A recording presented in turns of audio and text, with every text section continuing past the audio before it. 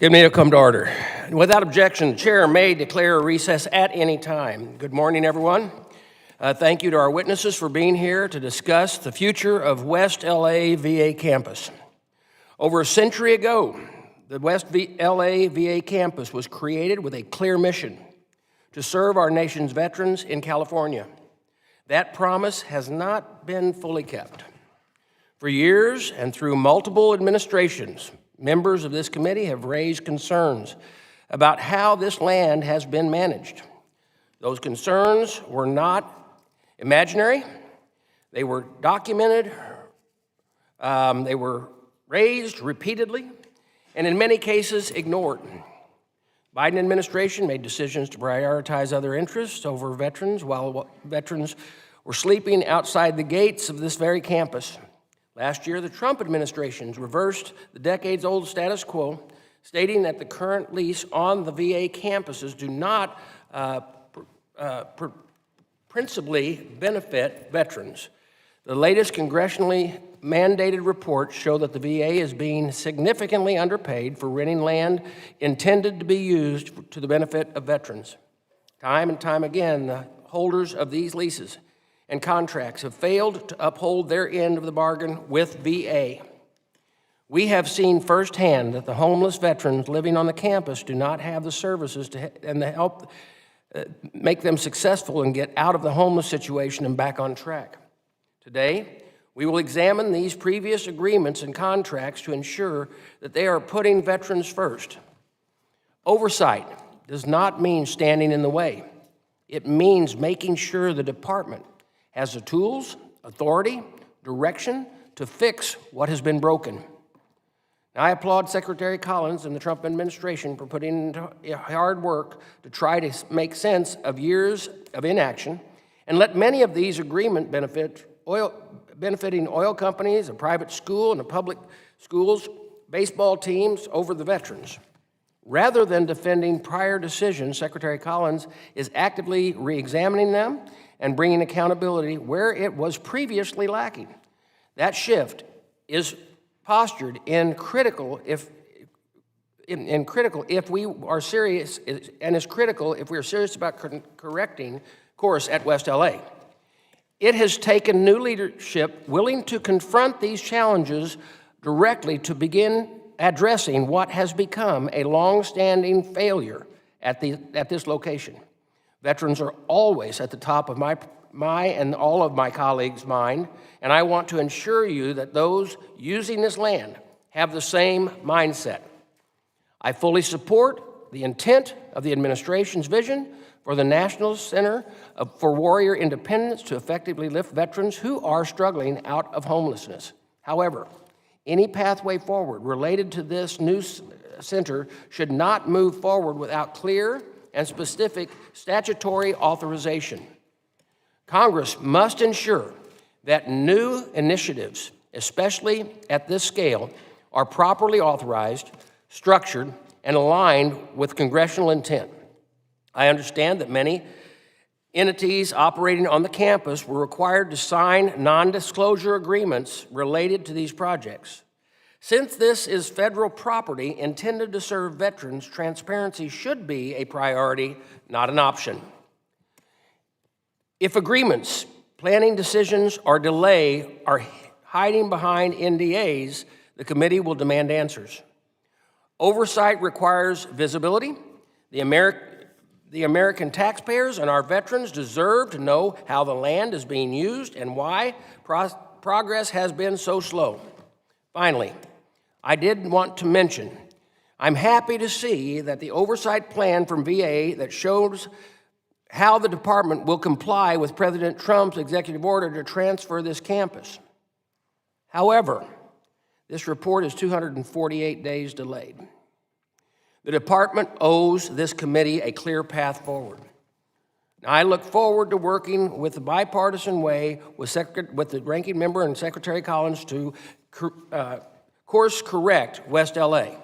With that, I welcome our witnesses and look forward to your testimony. But now I recognize Ranking Member Takano for his opening comments.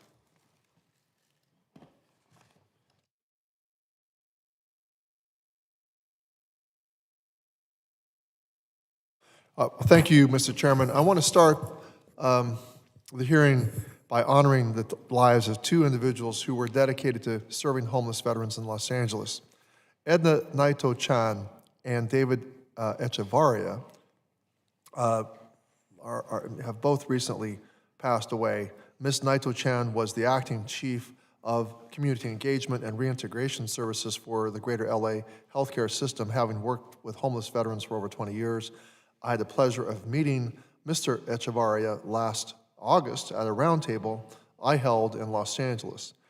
David's advocacy improved thousands of veteran lives. My heart is with his family and all those who love him, and I ask that, Mr. Chairman, you join me in a moment of silence for Mr. Echevarria and Ms. Naito Chan. Take a moment of silence.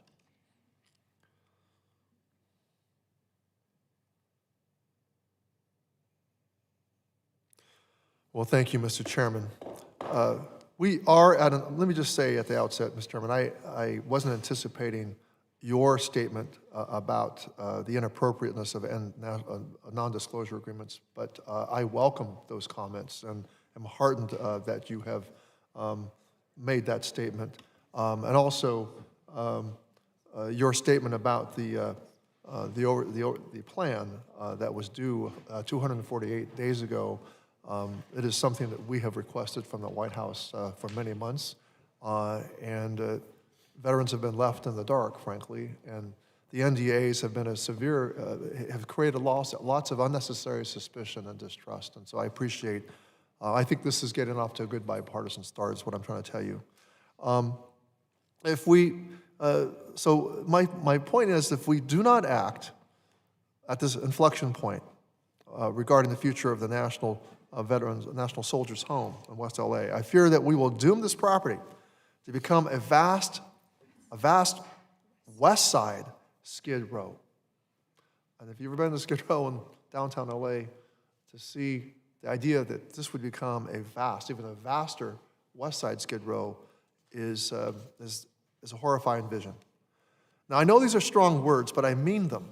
There is no other place in the country besides Skid Row where there are so many formerly homeless people live. These veterans bear the trauma of both having been homeless and the visible and invisible wounds of service. This concentration of veterans without adequate supportive services has jeopardized tenant safety, sobriety, and mental health. We have created a pressure cooker. We must address the root causes of the problems at West LA, or we will fail the thousands of veterans who should be able to call the National Soldiers Home their home. A home should be more than just a place to sleep.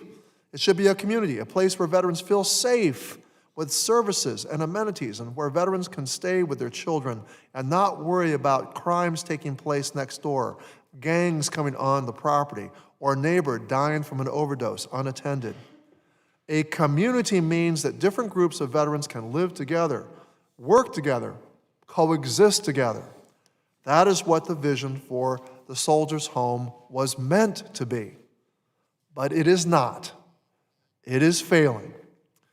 The veterans who are meant to call this campus home are being harmed by the same failed policies that are harming everyone in this country.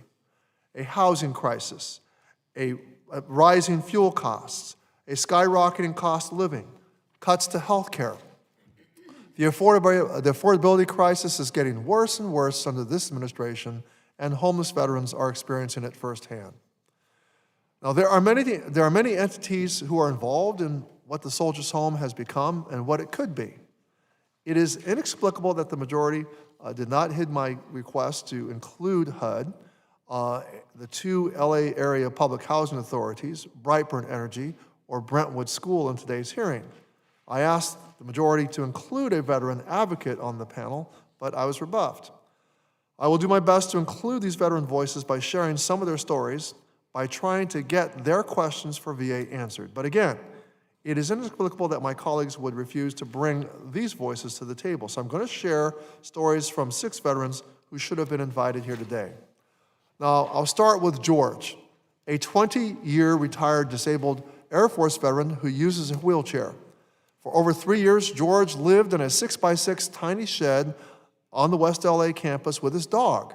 After a series of failed housing placements, none of which were George's fault, he moved into an apartment at the Soldiers' Home 2 weeks ago. It took veteran advocate Rob Reynolds, my staff, and Jim Zenner from LA County getting involved to finally get George into housing.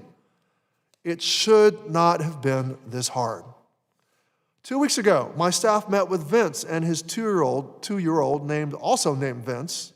Vince shared that they were moving out of campus housing because their building was overrun with pests. He found roaches in little Vince's crib. Roaches in his child's crib. Unfathomable. Fire alarms go off all hours of the night, disturbing both of their sleep, the sleep of pets who also live in the building, and often triggering PTSD symptoms for other veterans. Another veteran named John shared that there are 50 known drug dealers on campus and that drug use is rampant. He said that there were 3 veteran deaths due to overdoses in a single building in March and April alone, but that the medical examiner codes overdoses as deaths by natural causes, skewing the data. He shared repeated instances of veterans passing away in a housing unit on campus and VA police failing to secure the unit, leading to thefts of the deceased veterans' belonging.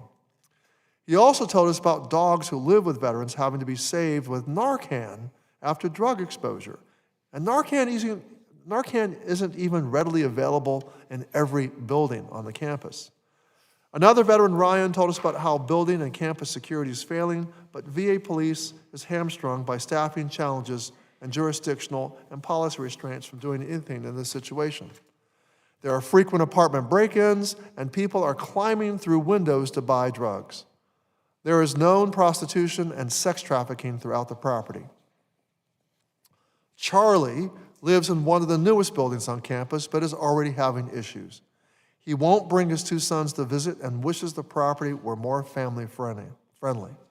Each of these veterans talked about the need for more supportive services for campus residents. In August of last year, a group of veterans living in Building 205 invited my staff in so they could witness the atrocious conditions. The building was infested with pests and mold. My staff immediately emailed VA Central Office asking for a meeting with VA, the Public Housing Authority, and the property management company, John Stewart Company. That meeting still has not happened 9 months later, and it was clear to my staff during their visit in April that the conditions in the building have only worsened. When my staff asked facility leadership about this long-standing request regarding Building 205 during a visit 2 weeks ago, the medical center director and deputy were not even aware of it because VA Central Office, that is the Office of Congressional and Legislative Affairs, never sent it to them.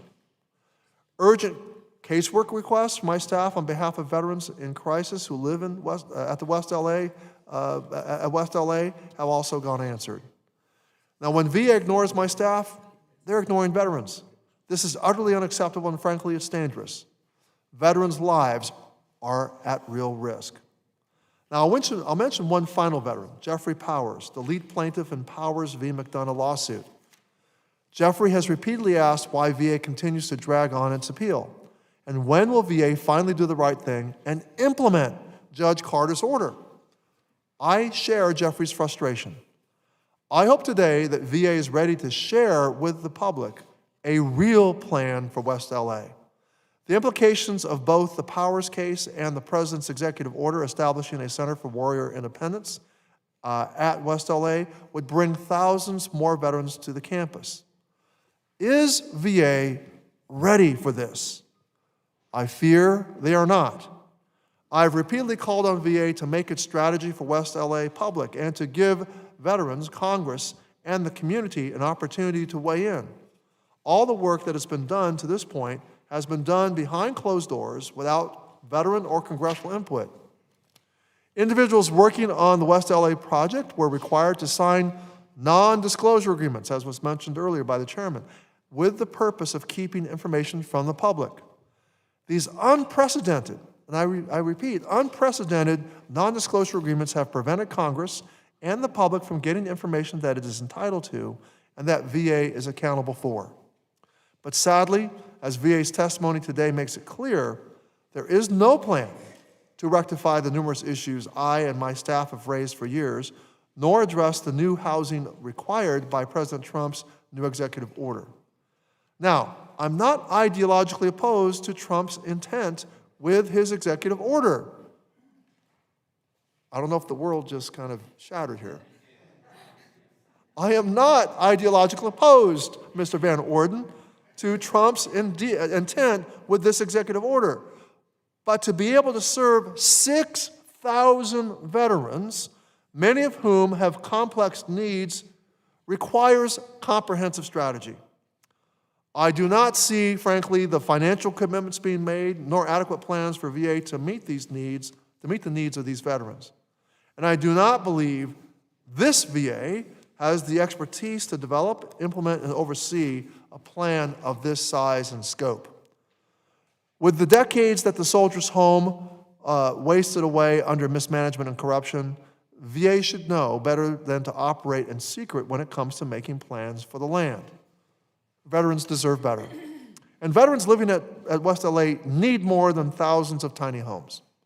There are veterans who live at the Soldiers' Home who have jobs and who are doing well, but there is a significant population who may need more help.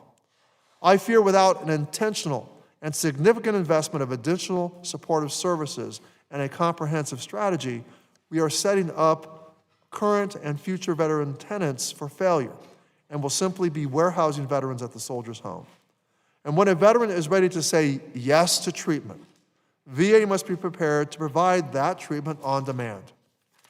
Now, I call on my colleagues to join me in demanding VA invest in expanding clinical practices we know work, like mental health intensive case management, assertive community treatment, substance use case management, and critical time intervention.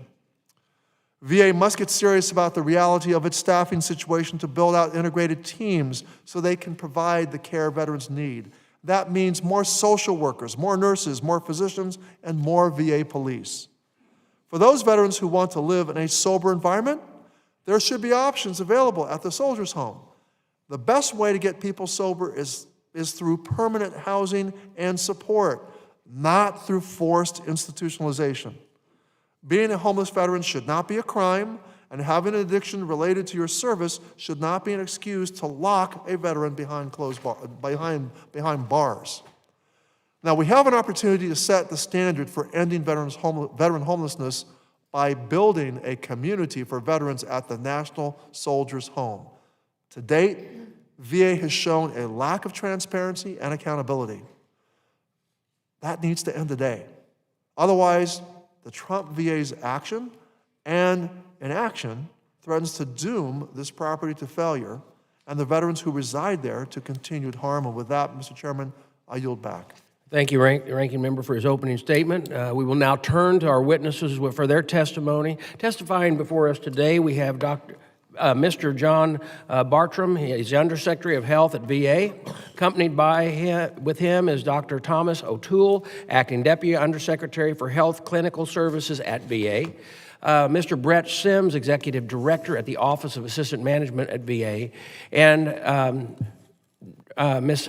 Danielle Ranyan, Senior Counsel for the Secretary at VA. Will all the witnesses please stand and raise their right hand? Do you solemnly swear that the testimony you're about to provide is the truth, the whole truth, and nothing but the truth? Thank you. Let the record reflect that the witnesses answered in the affirmative. I now recognize Ms. Ranyan for 5 minutes to deliver the testimony on behalf of the Department of Veterans Affairs. Thank you, Chairman. Chairman Bost, Ranking Member Takano, and distinguished members of the committee, thank you for inviting us to discuss the work VA is doing to implement President Donald J. Trump's executive order, keeping promises to veterans and establishing a national center for warrior independence. For generations, VA's West Los Angeles campus has held the unrealized potential to be a beacon of hope and stability for thousands of veterans. Under the leadership of President Trump and VA Secretary Douglas A. Collins, this potential is finally on the way to being achieved. And it is about time, as the mismanagement of this campus dates back more than 130 years. In 1888, Arcadia Bandini de Stearns Baker and Senator John P. Jones gifted hundreds of acres of land to the government for the purpose of providing a home and community for disabled veterans. It was meant to be a place where Civil War veterans could live out the rest of their days in peace. But this goal was never fully realized. Some housing was built, but over the years, large portions of the campus were deeded away, and other parcels were used in ways that did not benefit veterans. VA Inspector General reports in 2018 and 2021 concluded the property was being mismanaged. The IG determined that various agreements that allowed outside parties to use parts of the campus did not comply with the West LA Leasing Act, other applicable federal laws, or the draft master plan. In May 2025, President Trump issued his executive order to turn this property around. It called on VA to vastly expand the capacity of this campus to house thousands of veterans at the new National Center for Warrior Independence by January 1, 2028. Here's what we've done to get there. In February 2026, VA terminated illegal and wasteful West LA leases and a license under which the campus allowed the Brentwood School, Safety Park Corporation, and Bridgeland Resources to use the land in ways that serve no meaningful benefit to veterans. Bridgeland, for example, is operating oil wells on the land. It is bad enough that this campus was being leased out in ways that provided no benefits to veterans. But even worse, these agreements underpaid VA for the fair value of these properties by more than $40 million per year. To sum it up, these leases were ripping off veterans and ripping off U.S. taxpayers.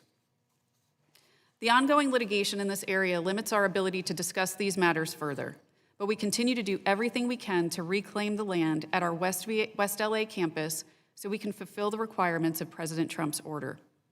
In the meantime, VA has taken important steps to establish the National Center for Warrior Independence and build the infrastructure we need to host thousands of veterans at this site.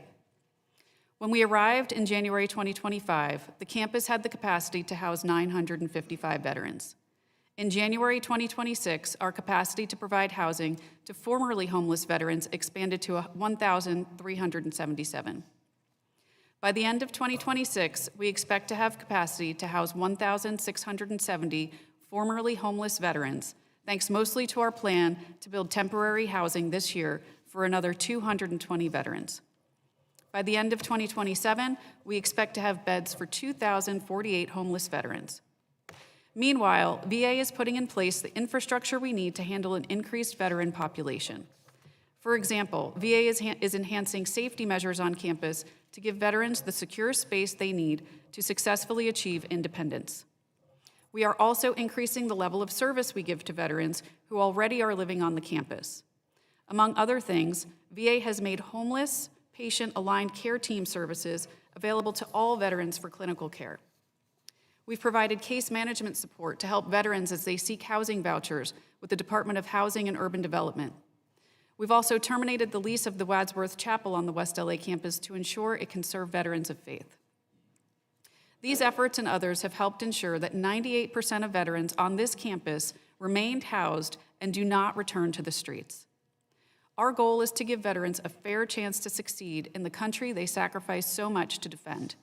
In West LA, we are building a campus that unifies housing, clinical care, mental health care, and benefits for some of the nation's most vulnerable veterans.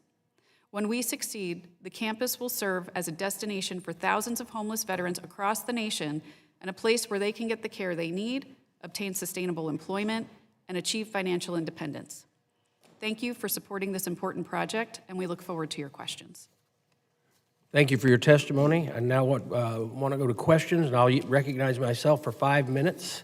Mr. Bartrum and Ms. Ranyan, do you believe you are above congressional oversight? You are above congressional oversight and accountability, and I just need a yes or no. No, we do not believe we are above that. Okay. Mr. Bartrum and Mrs. Ranyan, the committee has requested all non-disclosure agreements copies, and who signed these agreements? Under oath, do you commit to working with the committee to provide all non-disclosure agreement copies to ensure proper oversight and avoid future hearings with you both as witnesses? Absolutely. Sure. Good to know. Mr. Bartrum, for years, this committee watched prior VA leadership avoid making difficult decisions at West Los Angeles because of the political sensitivity, litigation concerns, competing outside interest tied to the campus? Why did Secretary Collins decide to undertake this effort when previous VA leadership largely stood away from fully asserting VA control and direction over the West LA? Sir, I think the president decided to take this on for his commitment to veterans, and that we know that we're here to fix things, and that this campus, as was pointed out by the ranking member and by yourself, has not been living up to the needs. And so we are taking this opportunity to address those needs and to make sure that it lives up to the fulfillment of the promise. Okay, Ms. Bartrum, President Trump's executive order required an action plan to establish the National Center for Warrior Independence to be submitted to the president by September 6, 2025. This report was received last night, 248 days late. Why has the submission of this action been delayed, and when should we expect to be briefed on this plan? Sir, we'd be happy to set up an appointment with you to brief you and your staff. Okay. And I'll ask Ms. Ranyan on any of the logistics on the release of the plan, but it's a plan that's submitted to the White House, and so we had to go through the White House process. Who's personally responsible for the delay? I can't comment on who is personally responsible, Chairman, but we are absolutely committed to providing you with updates I need to cover that. as requested. This has been an iterative process. The only concern I have is that we got it last night, but it's dated September 5th, 2025. I have a lot of problems, but I see that as a problem. I understand, Chairman. And what I will say also, we have been embattled in litigation that we inherited when this administration took over. So going forward, and we also made this commitment at the 8 Corners briefing, we are happy to provide monthly updates to the committee. Okay.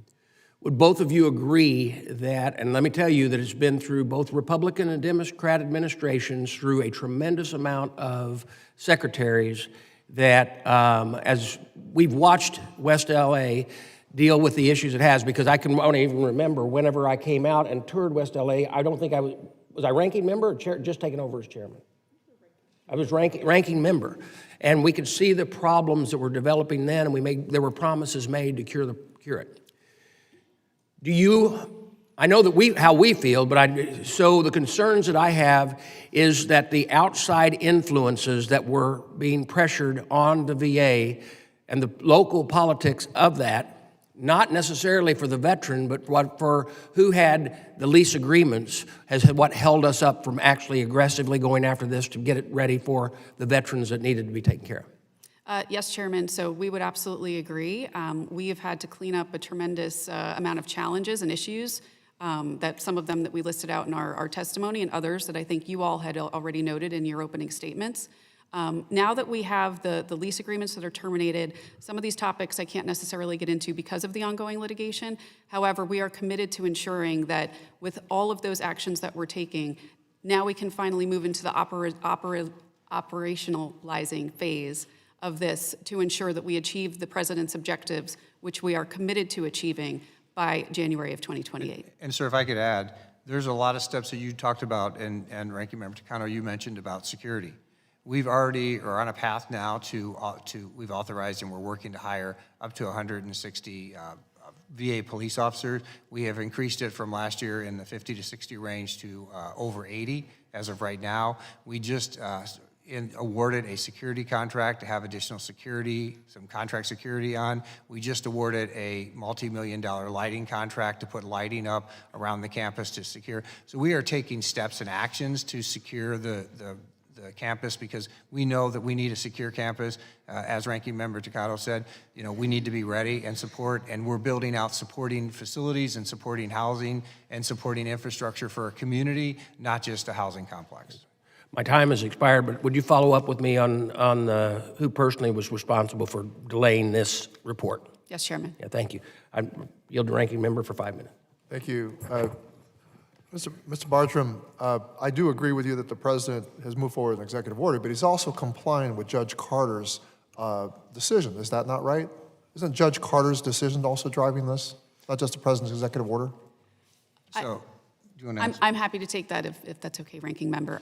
Yes, absolutely. Thank And you. And then why are you choosing to continue to appeal Judge Carter's order, which largely mandates most of Trump's EO? Because that's in litigation, unfortunately, I cannot answer that question for you. Thank you. Ms. Ranyan, did VA renew its lease with UCLA? We did not. Actually, there's So if you have not, when do you expect to make a decision on a lease renewal? So that lease has an automatic option exercise that only UCLA has to put us on notice that they want to extend for another 10 years. This is one of the issues that we have we've come across and that we've inherited are these leases that give these third parties wildly inordinate unilateral rights. It's a unilateral option that UCLA has. Ms. Ranyan, has VA issued formal notice to Brentwood School and Brightburn Energy to vacate the West LA VA property? We've terminated those leases and we're in the process of winding down. Okay. When were those notices issued? Those notices were issued in February. When did those notices to vacate? Were notices to vacate issued? Notices to vacate have not yet been issued. Okay. When those notices were issued, excuse me, not that one. VA did not request any funding in its FY27 budget to support the removal of the physical infrastructure of the current leaseholders, Brentwood School and Brightburn Energy, from campus. Do you plan to request supplemental funding to support the eviction efforts? I can't comment on that, and I'd be happy to take that for the record at a time when we have made some decisions on that front. But Right. what our funding does request for 2027 is to support the infrastructure and resources that we need, precisely what you had mentioned in your opening statement Okay. regarding to support the 6,000 veterans that we plan to Thank you bring for to that campus. response. Mr. Bartrum, how many case manager contracts has VA canceled for West LA VA? Case manager contracts? Yes. I am only personally aware of one, but we have 200 and Dr. O'Toole, 246 case There managers. are 200. Okay, Mr. Bartrum, I'm sorry to cut you off, That's Mr. okay. Dr. O'Toole. I know of at least 3 contracts that have been canceled that provided case management to over 240 veterans. Please provide me a list with contract numbers, the number of veterans served under those contracts, and the dates of cancellation by the end of the day. Do you know how many case managers VA has in West LA and what their caseloads are, Mr. Bartrum? Yes, we do. And Dr. O'Toole, do you want to give the details on that? Sure. Thank you.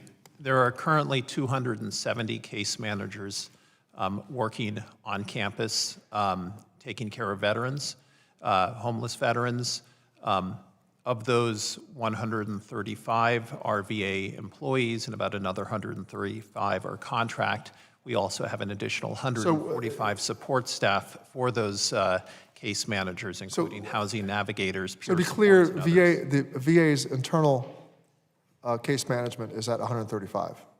The rest are contractors? That is correct. And you just heard me talk about the three contracts that have been canceled, and that I want the numbers for those. So we have 135. What is the turnover rate for these case managers? I do not know that offhand, sir. Okay, please get that number to me. How many leave West LA each month? How many? How many of those case managers leave West That LA? I do not know either. Okay, Sir. how long does it take to replace them? I'd have to get that for you All right, as well, thank you. sir. How many case managers are in the hiring pipeline? Right now, the facility is actively hiring, and we have allocated. My question again is, how many case managers are in the hiring pipeline? I'd have to. You don't defer know? that. Okay. You should know that the case manager situation in West LA is dire. VA's own data shows that there are 44 vacant social work positions in West LA, yet you've canceled contracts with seemingly no plan to replace them with internal manpower.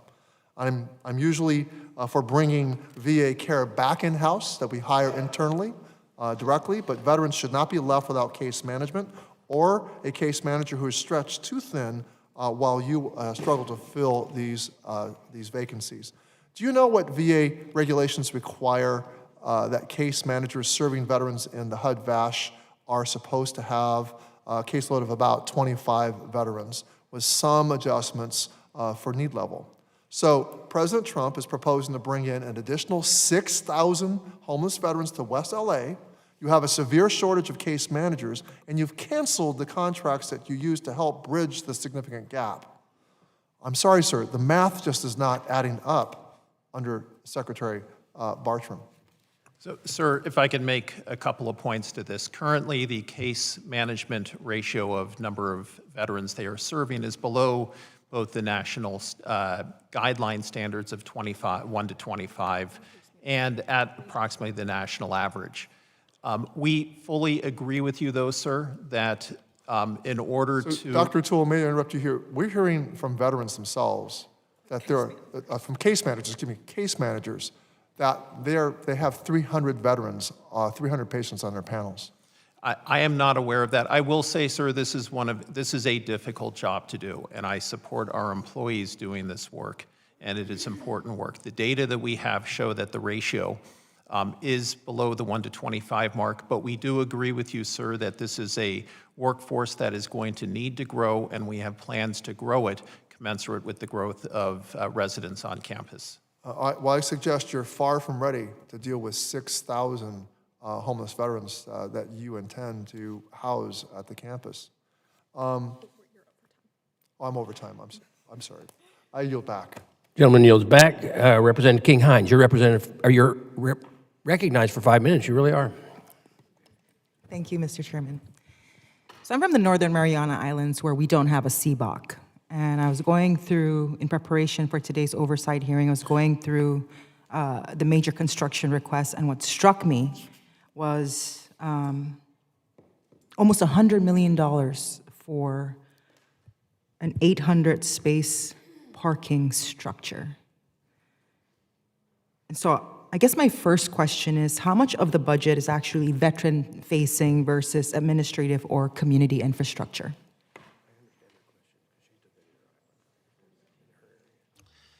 So in our budget, sometimes it'll appear that things aren't veteran-facing when they are supporting the veteran in the community. The parking supports our veterans who live in the housing unit so that they can park. And I'd like to do is Brett, if you'd like to talk about the projects that we're doing and how we're building the community out, because the comments that have been made about are we ready? I would say that when we got this, it was not ready to be a community, and we are doing things to make it a community, and that's what we'll talk about in our budget request. Thank you. That's a great question, Congresswoman. Parking is a challenge at every VA medical center. I don't think anyone would doubt that. On the North Campus, we've actually taken out of service virtually every parking lot that existed to build permanent supportive housing. So there's no parking for the veterans, for visitors for the veterans, for the staff servicing the veterans. This parking garage is intended to provide that in a single place to open up other land that we can put housing on. There are other asks within there that are both clinical in nature. Our community living center, our domiciliary programs, both have upgrades and expansion of bed capacity included in the 27 ask, as well as the ranking member had mentioned sober living. Building 212 is designed to be a 100-bed sober living unit, filling one of those gaps and needs for other types of housing available on the campus.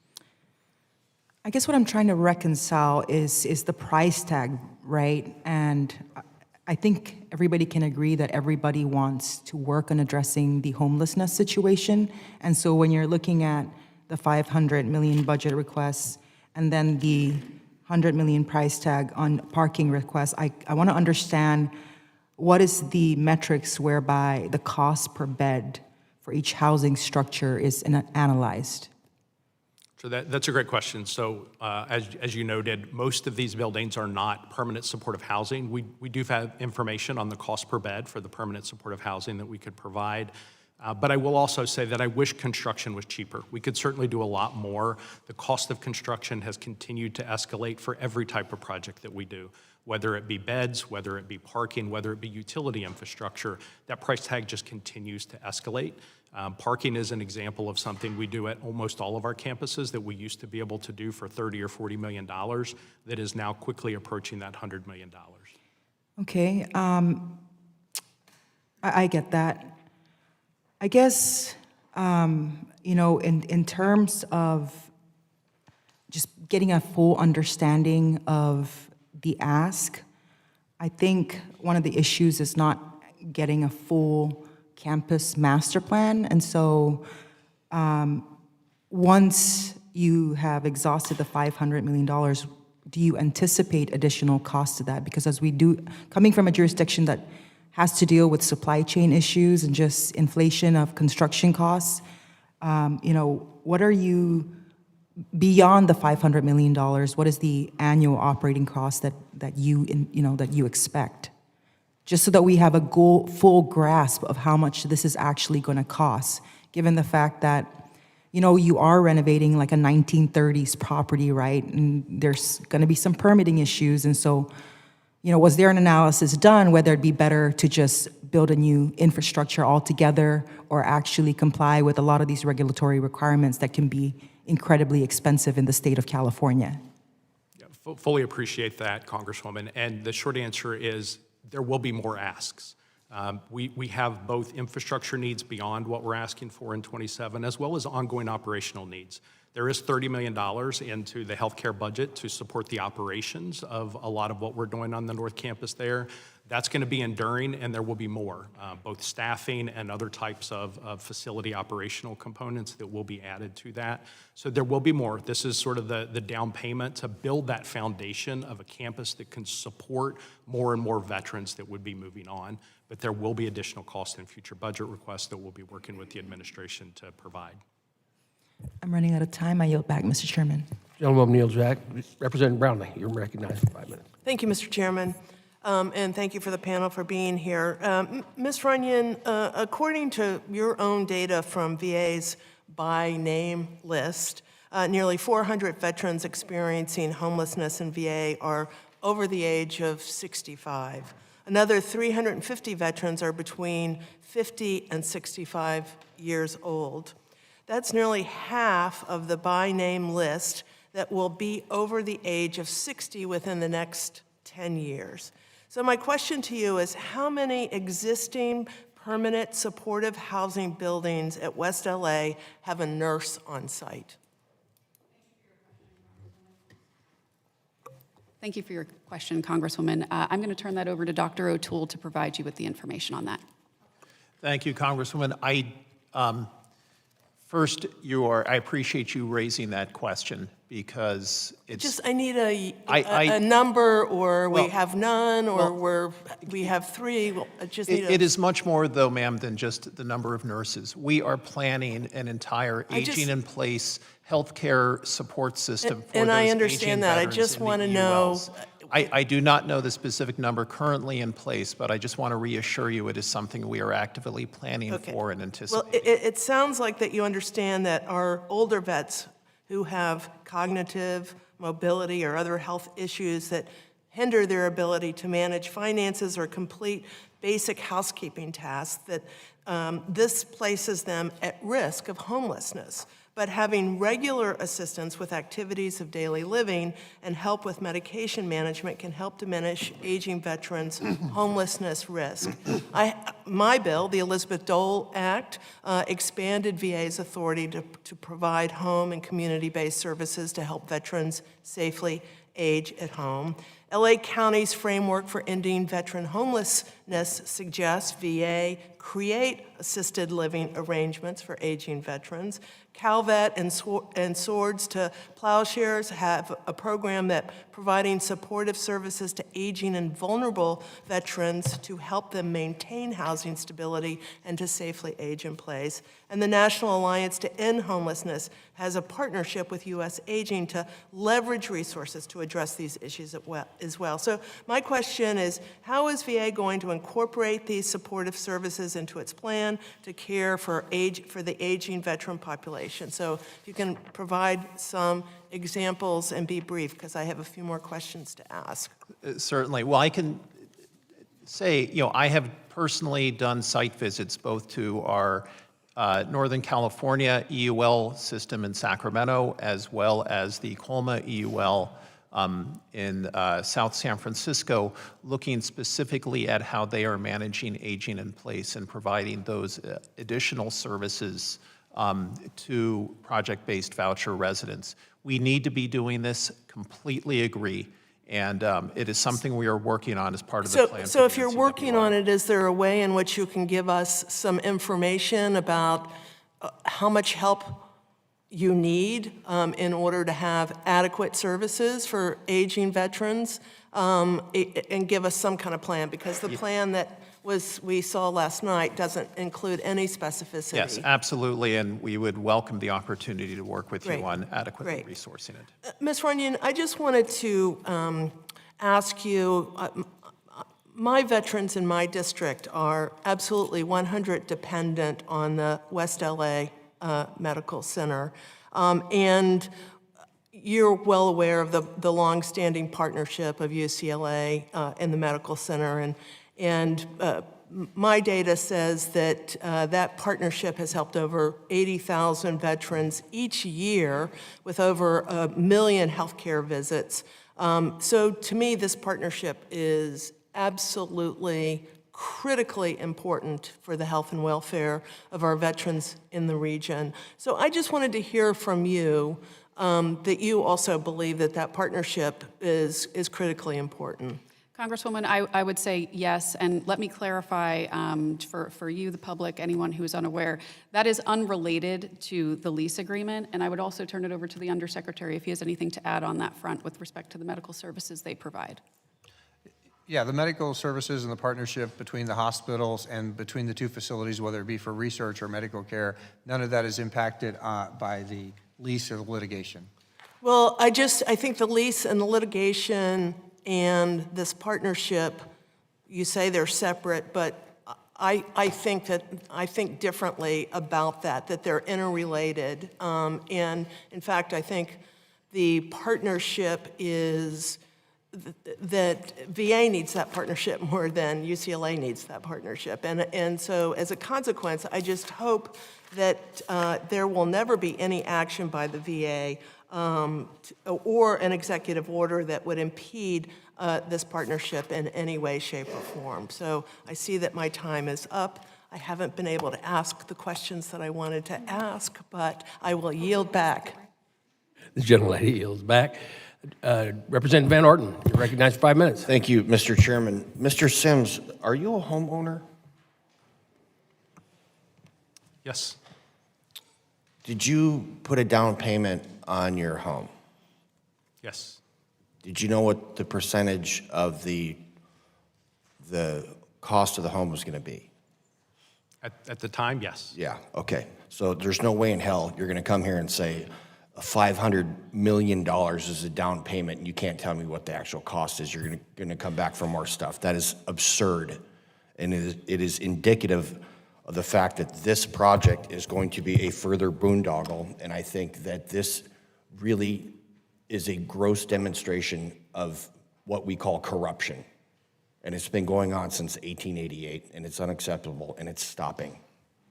So look at this. Current map,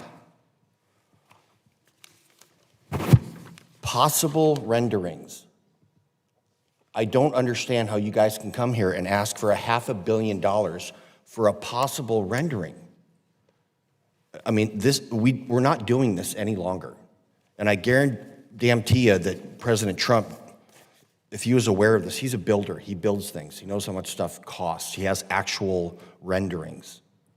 So this is unacceptable on all levels, and it has been for multiple administrations, and I absolutely commend President Trump and the Secretary to, trying to fix this, but this is not how this gets fixed.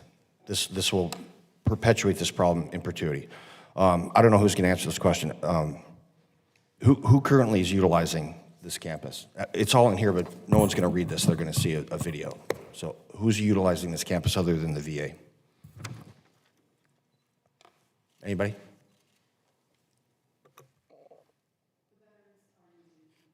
Okay, UCLA, who else? The school's gone. How many entities external to the VA are utilizing this campus right now? So then we also have the EUL partners. Okay. What's the revenue generated annually by the tenants? Do you have that information? We can certainly take that for the record. Okay, ma'am, we need to make this public. This whole thing is just absurd. How much is the real estate valued at? The actual real estate? We don't know? We have Okay. the value of the The actual, leaseholds. the land, I mean, this is West LA. You know what I mean? This is not. We could easily come up with that based on the appraisal that we have for the Okay. parcels that we Thank you. we appraised. I would appreciate that, ma'am. This is not Kansas. This is West LA. We agree. What's the average time a veteran stays on this campus? Dr. O'Toole. It's probably for you, Mr. O'Toole. So it's going to depend, obviously, going back to Congressman Brownlee's point about aging veterans. We would expect them to spend their lifetime with us on that campus. All right, thank you. For younger veterans with shorter-term needs, substance use, mental health needs following treatment, we would hope and expect they would be able to return to the community in community settings. So the goal is to empower our veterans who served our country honorably, to get them back into the community to be productive members of society. That's the primary focus of this campus. And then for those who cannot, and as Ms. Brownlee very aptly pointed out, the aging veterans, to give them a place where they can live in dignity and safety. Is that correct? Yes, sir, it is correct. Okay, well then get a plan. That's all we're asking, because you don't have one. We're not doing this. This falls under the purview of my subcommittee, and we've been trying to fix this problem for 3 years. This is corruption, and it's going to stop now. We 100% agree, yield. Congressman. Gentleman yields back. Representative Ramirez, you're recognized for 5 minutes. Yes. Thank you, Chairman. I guess I don't have enough coffee today. I didn't hear Ramirez. Happy Wednesday. I want to thank the witnesses for being here today. Some of you know that prior to me coming to Congress, I spent 13 years serving in a social service organization, providing housing and shelter to unhoused Chicagoans. I witnessed firsthand the multi-layered effect of not having a stable home on our unhoused neighbors. And I'll be honest with you, it impacted absolutely everything, from health outcomes, to access to education, to job retention, connections with family, the list goes on. It's why, for me, as ranking member of the Subcommittee on Oversight and Investigations, I made it a priority to ensure that the most vulnerable of our veterans are receiving the care and the support they need. However, it's clear to me that this administration is intent on dismantling and defunding programs that would effectively address veteran homelessness. Last year, Trump issued an executive order calling for his agencies to force people experiencing homelessness into institutions against their will. And his lackeys, former AG Bondi and Collins, made sure to follow suit with Project Safe Harbor, an initiative through which VA plans to try to weaponize the guardianship system to force homeless and at-risk veterans into treatment. Their actions are intended to appease Trump at the expense of veterans. But let me ask, weaponizing guardianship and institutionalizing veterans, what will it actually do to address the root causes of homelessness in our country? Frankly, I think it's going to lead to worse outcomes for the most vulnerable of our veterans.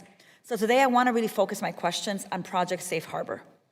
Dr. O'Toole, Greater Los Angeles is one of the sites for Project Safe Harbor, an initiative that would result in veterans losing their autonomy to make decisions for themselves, including what treatment to get and where to live. So my question to you, Dr. O'Toole, how many homeless veterans or veterans at risk of homelessness in LA has VA already enrolled in Project Safe Harbor? If you don't mind, Congresswoman, I would like to answer on the guardianship front. That is strictly established to make sure that veterans receive proper care. I want to know specifically right now, what my question is how many homeless veterans or veterans at risk of homelessness have been enrolled on Project Safe Harbor? Is that what you're answering? I'm answering your first part of what you were asking. It's a I'm guardianship asking Dr. issue. Toole. Let me come back to Dr. Because it's important to Toole. understand. It's my time, so I want it to Dr. Toole. Well, thank you, ma'am, for the question, and I also appreciate the opportunity to provide some clarification on this. First off, Project Safe Harbor was an IPT, interprofessional team, to look at what has been a long-standing issue of veterans who lack the mental capacity for decision-making and to be able to assist them. I have through- information on the program, Dr. O'Toole, but the thing I need for the record right now is I need to be able to indicate how many veterans or veterans at risk of homelessness in LA have already been enrolled in the program. Is there any? Thank you, ma'am.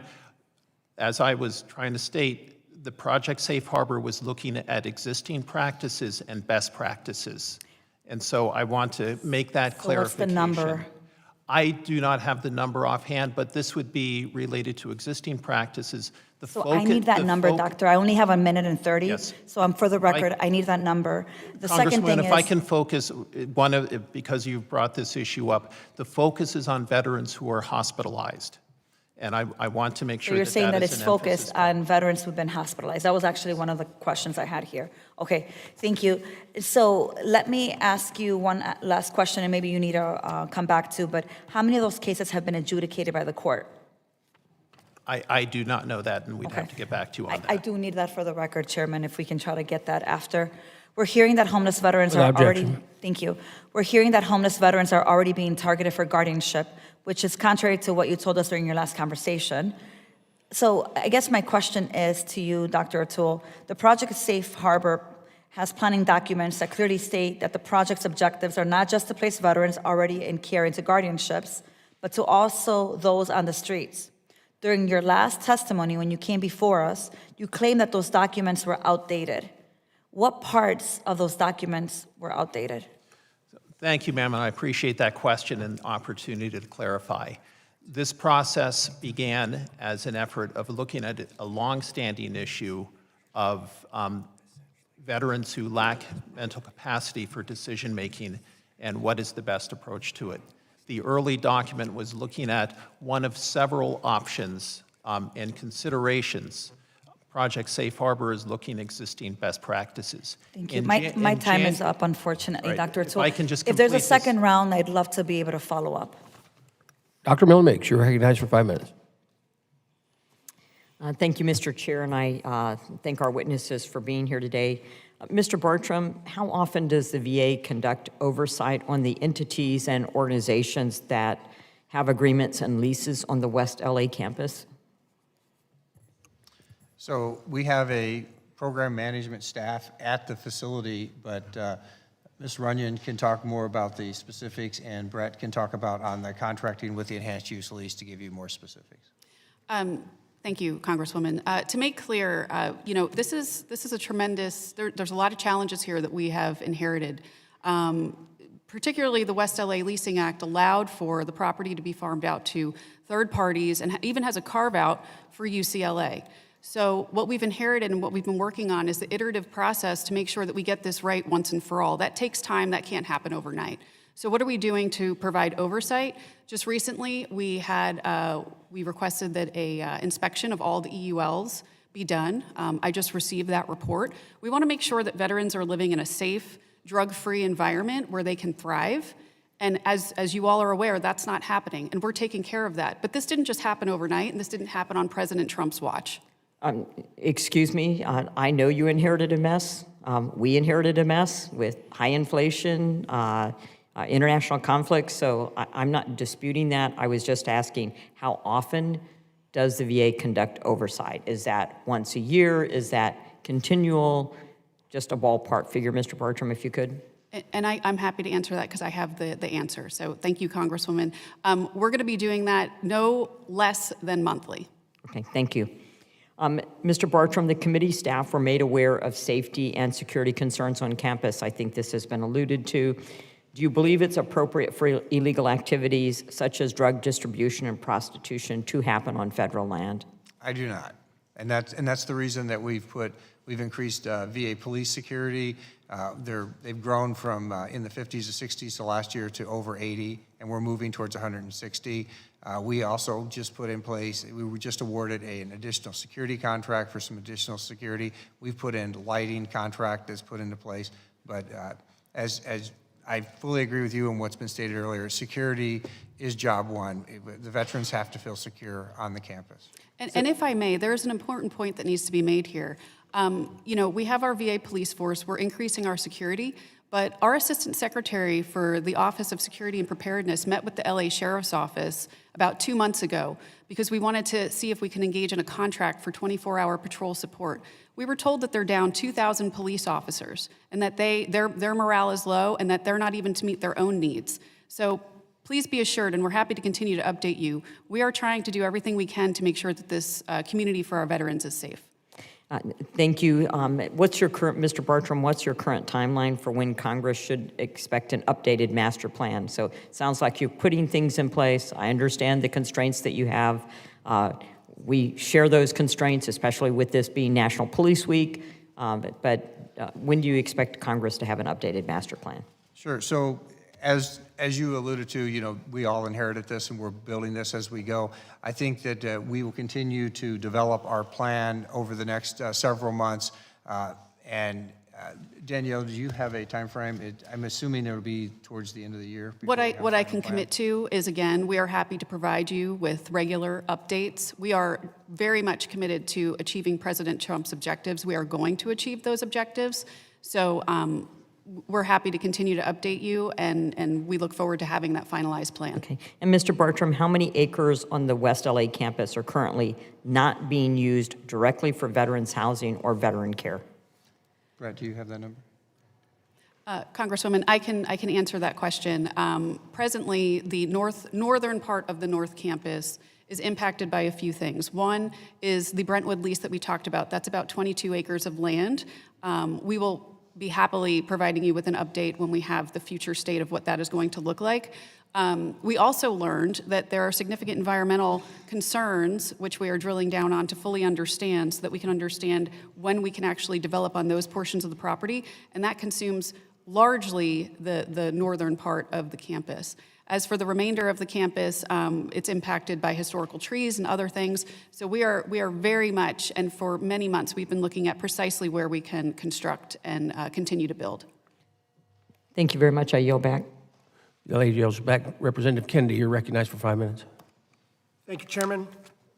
Thank you for being here today, for your testimony. I'm deeply concerned that the VA is moving forward with plans to bring thousands of additional veterans to the West LA campus without first addressing the serious safety and operational failures already occurring there. Expanding housing capacity means nothing if the VA cannot guarantee a veteran safe and stable environment once they arrive. Meanwhile, veterans at West LA are reporting drug activity overdoses, robberies, and major security breakdowns across a 388-acre campus patrolled by only a handful of officers. So before the VA expands this effort any further, I do have some questions. Mr. Bartrum, ensuring the safety and security of veterans and employees in the West LA campus should be one of the VA's most basic responsibilities. Do you believe the West LA campus is currently a safe place to live and work? And if not, who within the VA is accountable for fixing that? So we agree that safety and security is critical and that we must have a safe and secure campus. And that's, as I stated earlier, that's why we have increased our security presence to the campus with up to 165 officers that are being onboarded, and we're at 80 right now, and we were at 50 last year. We are working on, we have just approved a new lighting project that will be, I think the estimate is about $3.5 million to expand lighting around the campus. We have a security infrastructure project that's going on to support and bring full-time security there while we continue to increase our VA police folks. So we're doing a lot of things because you're right, we can't have a broken glass approach to this. We've got to have a layered approach for security, and we got to make sure they're secure. But what I'd like to also add is Mr. Bartrum, you're currently hiring more officers. yes, we are. Okay, how many do you have on employed right now? The last number I got was 83, 83. And how many are you hiring? up to 165. Okay, and how many are patrolling at any one given time? I would have to get back with you that number. Okay, and how do you expect the VA to recruit and retain these officers and keep the campus safe when Secretary Collins is trying to move forward with changes that could cut pay for many VA officers by $10,000 and drive more officers out the door? I would disagree with that assertion, sir, because what Secretary has been doing is trying to increase the entry level of our security officers to a GS6 to increase their pay and to ensure that they have a pipeline for growing so we can develop officers to go up through the ranks. Are you familiar with the cutting or the lowering of pay grade for officers within the VA system? I'm familiar that there was a desire at that effect. I think it came through OPM, but I'm also familiar that we are moving forward with increasing their classification status and increasing their GS levels. So there are no cuts to officers' pay grade, employment? I am not personally aware of them, and the head of OSP, retired General Reg Neal could give you more detail on that, so we can circle back on that. All right, well, look, the VA has an obligation to provide veterans, especially those who are disabled, with the most basic expectation of safety and security. And right now, veterans and employees at the West LA campus are describing serious security failures and staffing shortages. So before the VA moves forward with bringing thousands of more veterans, the department needs to demonstrate that it can safely care for veterans already there. Right now, President Trump and Secretary Collins have not done that. Sir, could I add on? We totally agree with you that we need a secure campus for our employees as well as our veterans. But in addition, in the budget, part of the budget plan is $30 million for VHA operations in West LA to support wraparound services and enhanced staffing. So the question was brought up earlier about case managers. That allows us to buy more case managers, employees or contracts, allows us to support more social workers, and allows us to make sure that we build out our teams.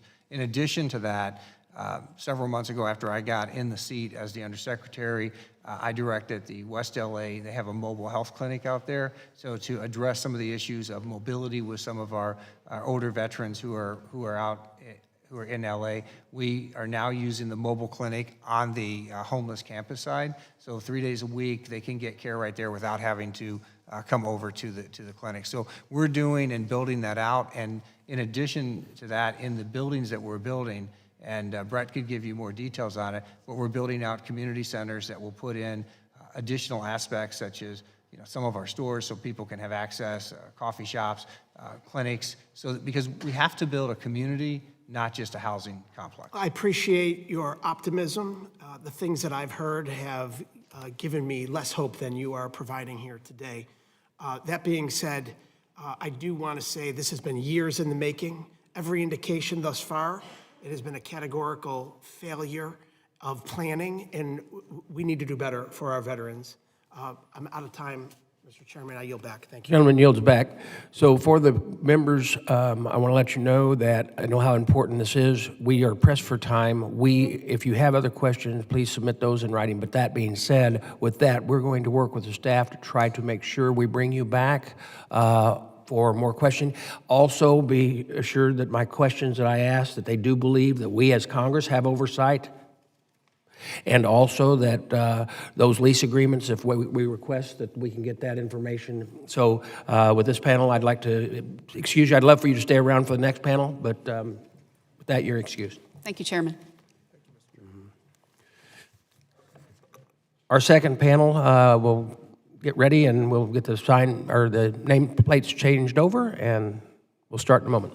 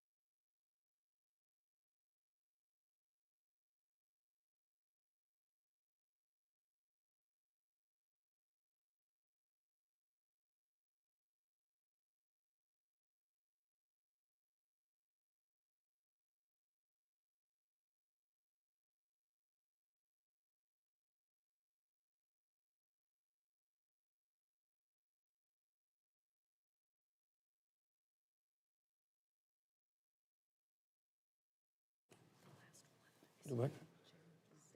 Do what?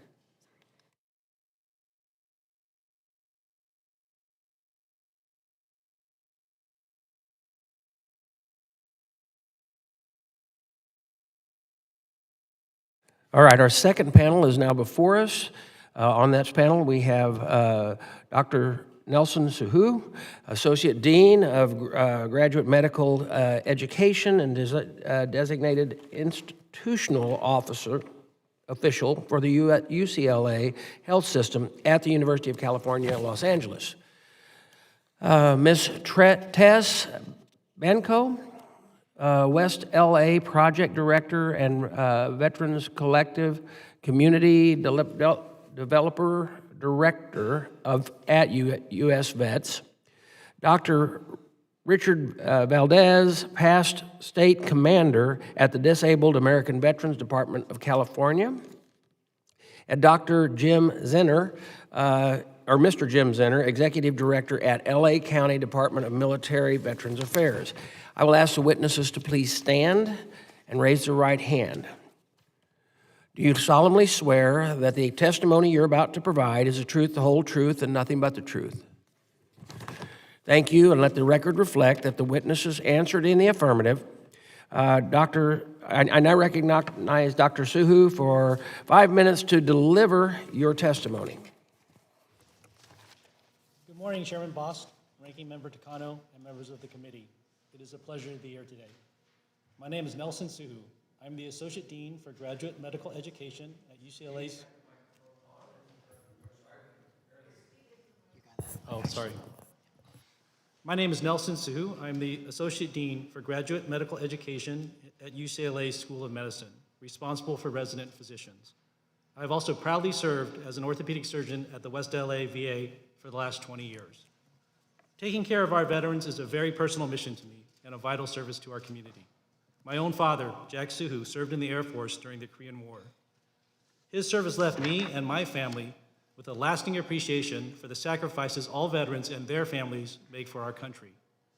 Through my own work, I've witnessed firsthand how UCLA's partnership with the VA strengthens veterans' care while advancing the mission of both of our institutions. I strive to instill in every resident we train the debt we owe to our veterans. UCLA resident physicians serve on the VA healthcare team in 57 medical specialties. In addition, 3/4 of our medical students train and serve veterans at VA facilities. UCLA resident physicians and faculty are involved in every surgery, all inpatient care, and the vast majority of outpatient care at the West LA VA Medical Center. This includes approximately 3,000 surgeries every year and more than 1 million patient visits each year for over 80,000 veterans. We have also developed critical programs to address veterans' most pressing needs. I've seen firsthand how veterans struggle to navigate care in the community, and we train our physicians to understand the social and psychological challenges they face every day. This includes PTSD treatment and research, as well as psychiatric care and advancing substance abuse treatment. Our commitment is reflected in our creation of a specific VA-based track in our psychiatry residency program. Each year we match 8 residents specifically to this track based on their dedication to the mission of serving veterans. While the core of our work at the West LA VA is our medical mission, we also have a lease of the land where Jackie Robinson's baseball stadium is located. That lease was authorized by Congress in 2016, and the VA's Office of Inspector General has concluded on multiple occasions that the lease is fully compliant with the law. Under that lease, UCLA has agreed to provide rent payments and $13.5 million of in-kind contributions to veterans programs over a 10-year period. This is above and beyond the medical care that we render at the West LA VA Medical Center. UCLA has already exceeded those obligations by over $2 million. This includes $4 million for the Veterans Legal Clinic, where in the last 6 years, UCLA law students and clinic staff have helped veterans secure an additional $24 million in lifetime benefits. It also includes over $4.5 million for the Veteran Family Wellbeing Center, which provides veterans and their families well-being and resilience training. Since opening in 2017, the center has welcomed nearly 40,000 attendees at education and community building events, and has completed around 10,000 resilience training sessions for over 1,300 participants.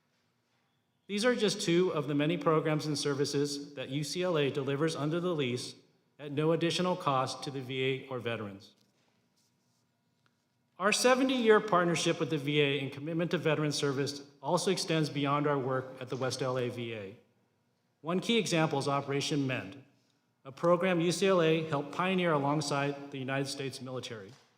As part of that program, we provide free advanced surgical and medical treatment, comprehensive psychological evaluation and support, and intensive treatment programs for post-9/11 veterans with PTSD and traumatic brain injury.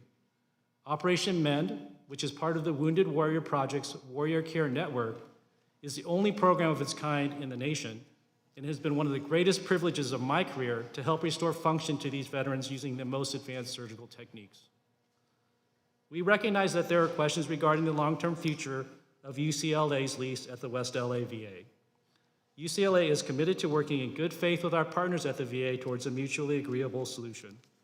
Whatever the outcome of these discussions, UCLA will continue to proudly serve veterans at the West LA VA Medical Center.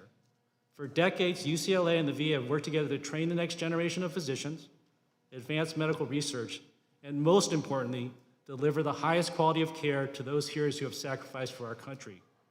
I hope my own role in this long relationship honors both my father and every veteran that we serve.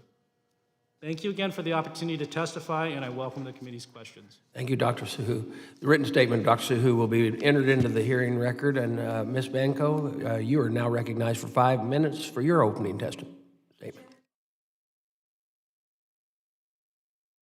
Here today. My name is Teresa Tesbanco.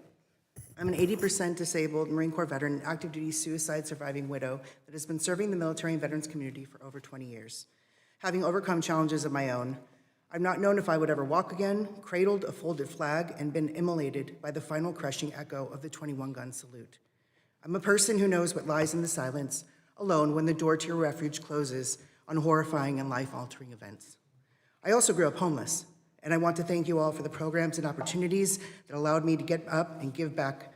Uplifting and supporting what's possible and positive in housing and recovery is just as important and sacred to the team that I work with as it is to me. The West LA VA neighborhood is the first of its kind in scope to remodel, repurpose, or build anew between 1 and 2 dozen buildings in partnership with the VA, veterans, and over 70 stakeholders and partnering organizations. In 2018, through a competitive process, the VA selected the West Los Angeles Veterans Collective as the principal developer team of the West LA VA campus. The principal developer model was chosen by VA because it is the most effective way to cohesively plan and manage such a complex system of housing and services over the long term. The Veterans Collective is 3 organizations, including a housing developer with extensive mixed-use experience, a nonprofit developer with extensive permanent supportive housing experience, and the largest national nonprofit provider of veterans transitional housing and services. The collective isn't just building housing alongside VA. We aspire to that vibrant, empowering, and deliberate therapeutic community that meets the needs of veterans' families and where people genuinely want to live. While there are many reasons people become unsheltered, putting on a uniform should never be one of them, and I know you agree with me. We believe all who served our country deserve a place where they can find community and get gold standard care and services that they need to succeed, not just shelter from the storm. From the outset in 2018, the collective leveraged our expertise to build on the existing 2016 Framework Master Plan, started by collecting additional input from veterans and other experts. This work informed updates to the 2016 Master Plan in 2018, and ultimately the VA's adoption of the 2022 Master Plan for the permanent supportive housing and services community for both resident and non-resident veterans. We simultaneously worked alongside VA to fulfill National Environmental Policy and National Historic Preservation Act requirements, which started in 2017 and took over 2 years to complete. Our final design soon after reached full clearance, and our infrastructure and pre-development work with the VA began, a total investment at which current day has brought more than $200 million in critical infrastructure improvements to the VA neighborhood. As we moved this crucial work forward, the broader community began to see the physical results of years of planning work, grounded in the hopes of the many veterans who longed to call the West LA VA home. Our first development, Building 207, previously sat vacant for decades, broke ground in December of 2020 and opened to residents in February of 2023. The building reached full occupancy within months. The building's 207's 59 units were just the beginning. Today, if you walk the neighborhood, you can feel the momentum. We've completed 6 buildings totaling 407 permanent supportive housing units, and 6 more buildings are under construction that will soon offer an additional 360 homes to veterans in need. By the end of 2026, an astounding 1,089 new permanent supportive homes at the West LA will have been put into service in less than 4 years. I'm proud to say that as of last year, the principal developer team has raised more than $1 billion in total funding commitments to make all of this possible. As we continue to build housing, we cannot lose sight of managing the housing and ensuring the neighborhood promotes safety, improves health outcomes, and overall is the kind of environment that veterans want to live in rather than are forced to live through. It means working as one team, like the Master Association, Community Partner and Provider Alliance, spanning the continuum of housing and services. We look forward to continuing to work with the VA, other developers, and community partners to create and support these systems of administration for the long-term stability of neighborhood operations. This includes incorporating our previous work with the National Center for Warrior Independence. The nation's largest community for veterans cannot succeed without a strong, honest relationship with the VA. We meet with VA leadership, including the Office of Asset and Enterprise Management, to become aligned on priorities, resolve issues, and hold ourselves mutually accountable to veterans and to the neighborhood. Communication, coordination, and continuity take constant focus across a span of years and political administrations. Our goals remain fundamentally aligned. We're determined to continue in our mission until no veteran is left sleeping on the streets in the country they fought to protect. I look forward to working with this committee to support our work in the years to come. Thank you. I welcome your questions. Thank you, Ms. Banco. Semper Fi. The written statement of Ms. Banco will be entered into the hearing record. Okay, I think we're covered now. It's going again. Mr. Valdez, you are now recognized for 5 minutes to provide your testimony. Thank you, Chairman Bost, Ranking Member Takano, and members of the committee. On behalf of DAV, Department of California, DAV Cal, I appreciate the opportunity to testify about the West LA Campus Master Plan to provide housing and services for homeless veterans. DAV Cal is a state-chartered veterans service organization founded in 1922, which operates independently from the national DAV organization while supporting the same mission. Yes, it's on. Maybe I had to sit closer. DAV Cal does this by funding and managing a variety of assistance programs for veterans, including benefits advocacy, employment assistance, and disaster and emergency relief. For decades, we have also operated a veteran transportation network providing free rides for veterans to medical appointments at VA facilities. Mr. Chairman, my journey began in 1966 when I enlisted in the Marine Corps while still in high school.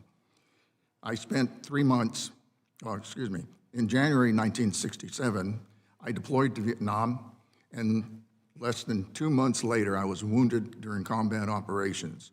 I spent 3 months recovering at the Naval Hospital in Guam. While convalescing, I volunteered to return back to my unit. I extended my tour in December of 1967, and I returned in 1968 during the Tet Offensive. I suffered additional back injuries from mortar fire. During my time in the Marine Corps, I was awarded Purple Heart Combat Action Ribbon. I was honorably discharged, returned home, and began a 30-year career in the aerospace and defense sectors. After I retired, in 2003, a DAV service officer helped me apply for and receive VA benefits for my gunshot wound, back injuries, and PTSD. I soon became active with my local DAV chapter, department, and serving as state commander from 2013 to 2014, legislative director from 2014 to 2019. In February 2015, I had the chance to meet with the then VA Secretary Bob McDonald here in Washington, D.C., to talk about the West LA VA Draft Master Plan and to provide housing and services for the homeless veterans. Secretary McDonald recruited me to assist with the Draft Master Plan and its implementation. Today, more than a decade later, lawsuits, legislation, and environmental impact studies, VA has yet to complete the plan. One of the issues the committee is looking at is the role of enhanced lease uses, the West LA campus, including agreements VA negotiated and signed with the oil drilling. As you know, DAV Cal was a party to one of those VA agreements involving donations used for transportation, those services for the veterans there on campus. Although I did not negotiate or manage any of those agreements, I can provide background and context for the committee. In March of 2017, VA signed an agreement with Brightburn Energy that set in motion the continuation of oil drilling operations from a parcel of land at West LA. In exchange, Brightburn agreed to donate a portion of their oil royalties to support the transportation services for veterans at West LA. VA then signed an agreement with DAV Cal to accept those Brightburn donations and use them to transport veterans to and from medical appointments and benefits there in West LA. While these agreements were in place from 2017 to 2024, DAV Cal received approximately $897,000 in donations, dispersed $907,000 for transportation services. As reported to the committee last year, this included $667,000 for contracted transportation services and $240,000 for vehicle purchased and donated to the VA. And DAV Cal continues to operate those VA-owned vehicles to drive veterans to and from medical appointments at West LA. Mr. Chairman, DAV Cal remains committed to playing whatever other role is necessary to finally establish a real home and community for homeless veterans and their families on the campus. That concludes my testimony, and I would be pleased to answer any questions for the committee. Thank you, Mr. Valdez. Simplifies well. The written statement of Mr. Valdez will be entered into the hearing record. Mr. Zenner, you are recognized for 5 minutes to provide your testimony.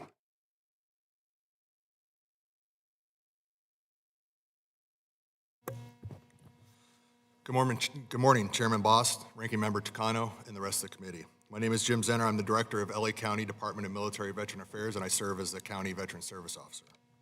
Thank you for the opportunity today to testify regarding the development of the National Center of Warrior Independence in West Los Angeles VA campus.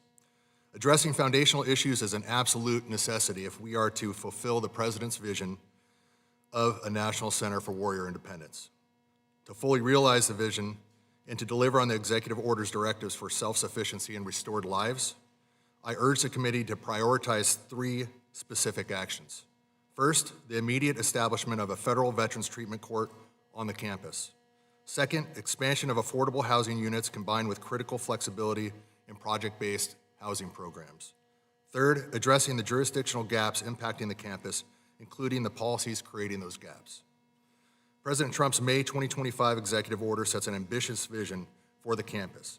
It envisions bold actions so homeless veterans can access the comprehensive care, housing, substance use treatment required to restore their independence.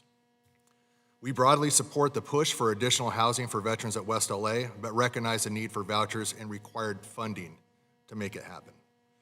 We are seeing some headway with the VA's termination of non-veteran leases and the clearing of the land. However, that is an initial step in our goal to address the cycle of homelessness, untreated trauma, and the illicit activities that may undermine the center's success before it even begins. This is where a dedicated on-campus federal veteran treatment court becomes essential.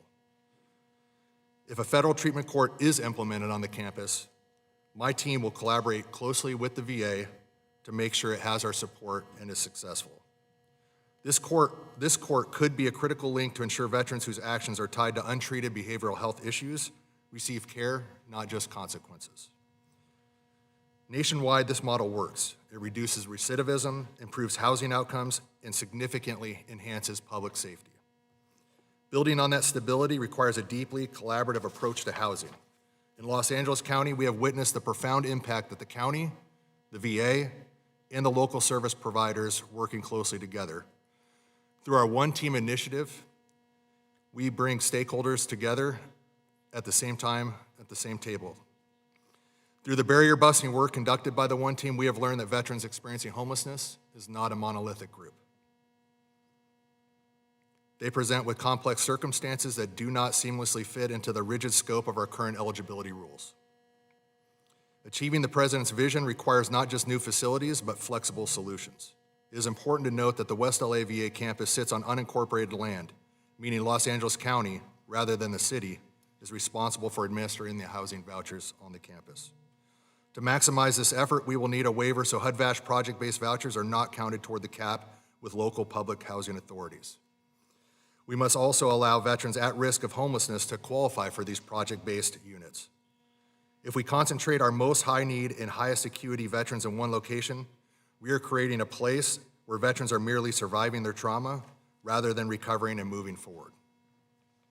To build a resilient community, we need to surround our most vulnerable with the varied life experiences of their peers. To achieve this, we need a diverse portfolio of housing on the campus. This must include workforce housing for the hundreds of veterans employed on the campus, alongside transitional housing for recently separated service members and their families, and our student veterans. Finally, we must confront the jurisdictional issues that are impeding campus operations. As veterans, we are entirely too familiar with the bureaucratic runaround, the frustration of being told our issues are not the responsibility of a specific jurisdiction. This passing of the buck represents a lack of accountability and leaves critical gaps in service and safety. This problem is further aggravated by staffing shortages within the campus VA PD. The Veteran Administration Police Department is saddled with uncompetitive GS positions that hinder the ability to recruit and retain officers. I have worked to assist the local VAPD in navigating some jurisdictional hurdles, including a recent case involving a deceased veteran on the campus. These interactions have exposed systemic gaps. Congress must identify opportunities to close these jurisdictional gaps and address the lapses in enforcement authority. At a minimum, veterans accessing the campus have earned the right to a safe, supportive environment in which to get treatment. Establishing the Veterans Treatment Court, expanding flexible housing options, and resolving these chronic jurisdictional shortfalls are not just policy tweaks. They are the fundamental actions required to honor the campus's original 1888 mission, fulfill the executive order's vision, and help veterans reclaim their independence. Thank you for your time, and I welcome your questions. Thank you, Mr. Zenner. The written testimony of Mr. Zenner will be entered into the hearing record. Now, I recognize myself for 5 minutes for questions of our second panel. Dr. SooHoo, UCLA has been part of West LA campus for a long, long time. So let me ask you plainly, what is UCL bringing to the table today that directly improves lives of veterans on the campus? Microphone. Sorry. In my 25 years as an orthopedic surgeon on staff at the VA and now in an administrative role overseeing our trainees, the relationship between UCLA and the VA is really a true partnership. The core of it is our medical mission. Every day, there are over 200 trainees at the VA, and all of the faculty, all the attendees of the VA are eligible for faculty appointments at UCLA. We are bringing the highest quality of care to the veterans. I've really seen this. A lot of veterans, when they come, rightfully so, are oftentimes suspicious of the care that they're receiving or have difficult interactions with the healthcare system. One of the greatest things for us is to be able to say, we're from UCLA, we're the part of the team taking care of you, to give them confidence, to make them feel part of what we're doing. That's been one of the most gratifying things, to see trust open up in patients when they hear where we're from, what we're doing, with the same physicians that are there in training and teaching and helping care for them. In addition, myself, I first worked in VA as a medical student in San Diego, then as a resident in Atlanta, and now here. It was a big part of what drove me to be part of the VA as part of my career. Similarly, we're building the pipeline for the future. We teach our medical students and our residents what an honor it is to take care of the veterans, what a special population it is, and how they can be committed to this mission. In my own field, orthopedic surgery, it's very hard to get orthopedic surgeons anywhere. But every one of the orthopedic surgeons on our service, at some point in their career were at the VA, and most of them were my trainees previously at the career, and when they come back, that's something they prioritize. They want to be part of the VA because they've seen what a special mission is, how important it is. So for us, it really is a true partnership in that regard. So what then could the veteran that has experienced this, and what would they say to say, this happened because UCLA stepped up? Where, I mean, when a veteran receives certain care, they don't necessarily know where the doctor is coming from unless the doctor or nurse tells them that they're training. But can they actually, because for public relations, and I'm not doing it for just public relations, but I think it's very good that if a veteran could all of a sudden say, you know what, if it wasn't for UCLA being here, I may not have got this treatment, or I might not have got this. Is there something there that they can say and wave the flag for? Yeah, you know, it's for better or worse, the internet now, everyone looks up their doctor. Yep. So it's funny how often they come and say, hey, I see you're a UCLA doctor. When they come see me, and I can see it builds such a trust, like they know that they're going to get good care, that they know we're part of the team, we're there to help them. It's interesting. I mean, it's so, I haven't even thought of that question. It's so ingrained in the culture. We've been so tight together well before my time and well after my time. it's almost like a question that he doesn't even rise. It seems like all the veterans know that this is a partnership. This is where their doctors come from. Well, I think as we're working forward, the idea and intent is, and you already said, regardless of what happens on the lease and everything like that, it still gives an opportunity for internships for docs to provide that care. You know, but unfortunately, a lot of veterans will look and feel that UCLA has done pretty good for itself over the years, accessing the facility and researching opportunities and all the training programs, while the veterans are still waiting to see the campus fully live up to where it's supposed to be. So are you getting caught in that, in the fear that maybe we lose the opportunity for you to serve us? And like I said, I know in your testimony you said that it has nothing to do with the lease, but the general public would look at it and think maybe it does.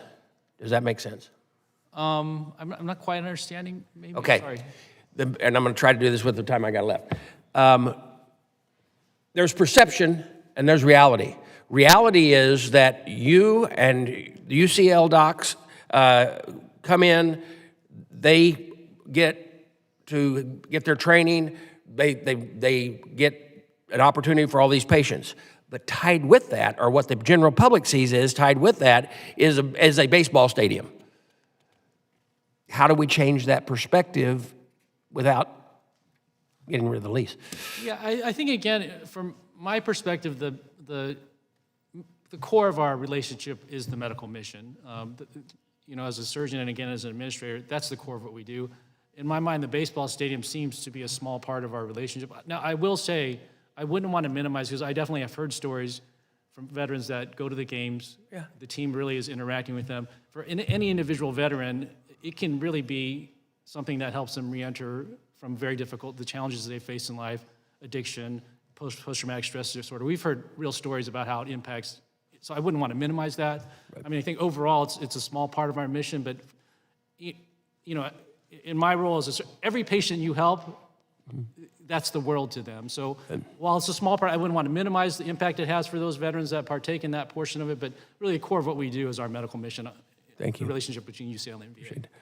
My time has expired. Ranking member, you're recognized for 5 minutes. Yes, Ms. Brown, you're recognized for 5 minutes. Thank you, Mr. Chair, and thank you, Mr. Takano, for allowing me to go first. I appreciate it.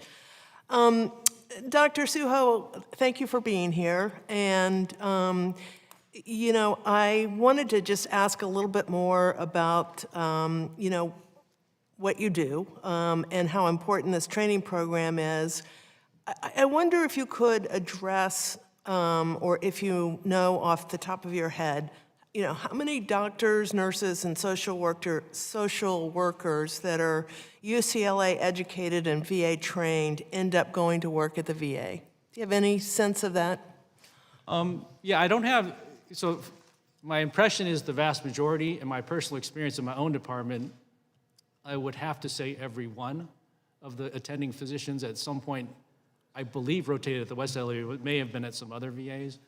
To give you a sense of the scale of the relationship, as I mentioned, during a course of a year, over 900 of our residents will rotate through the VA at some point. That's representing over 250 people on site at any one time delivering care to the veterans. You know, my residents always have to suffer through stories from me, but I always tell them, if you ever get a chance to ask a veteran about their service, that you should take that chance.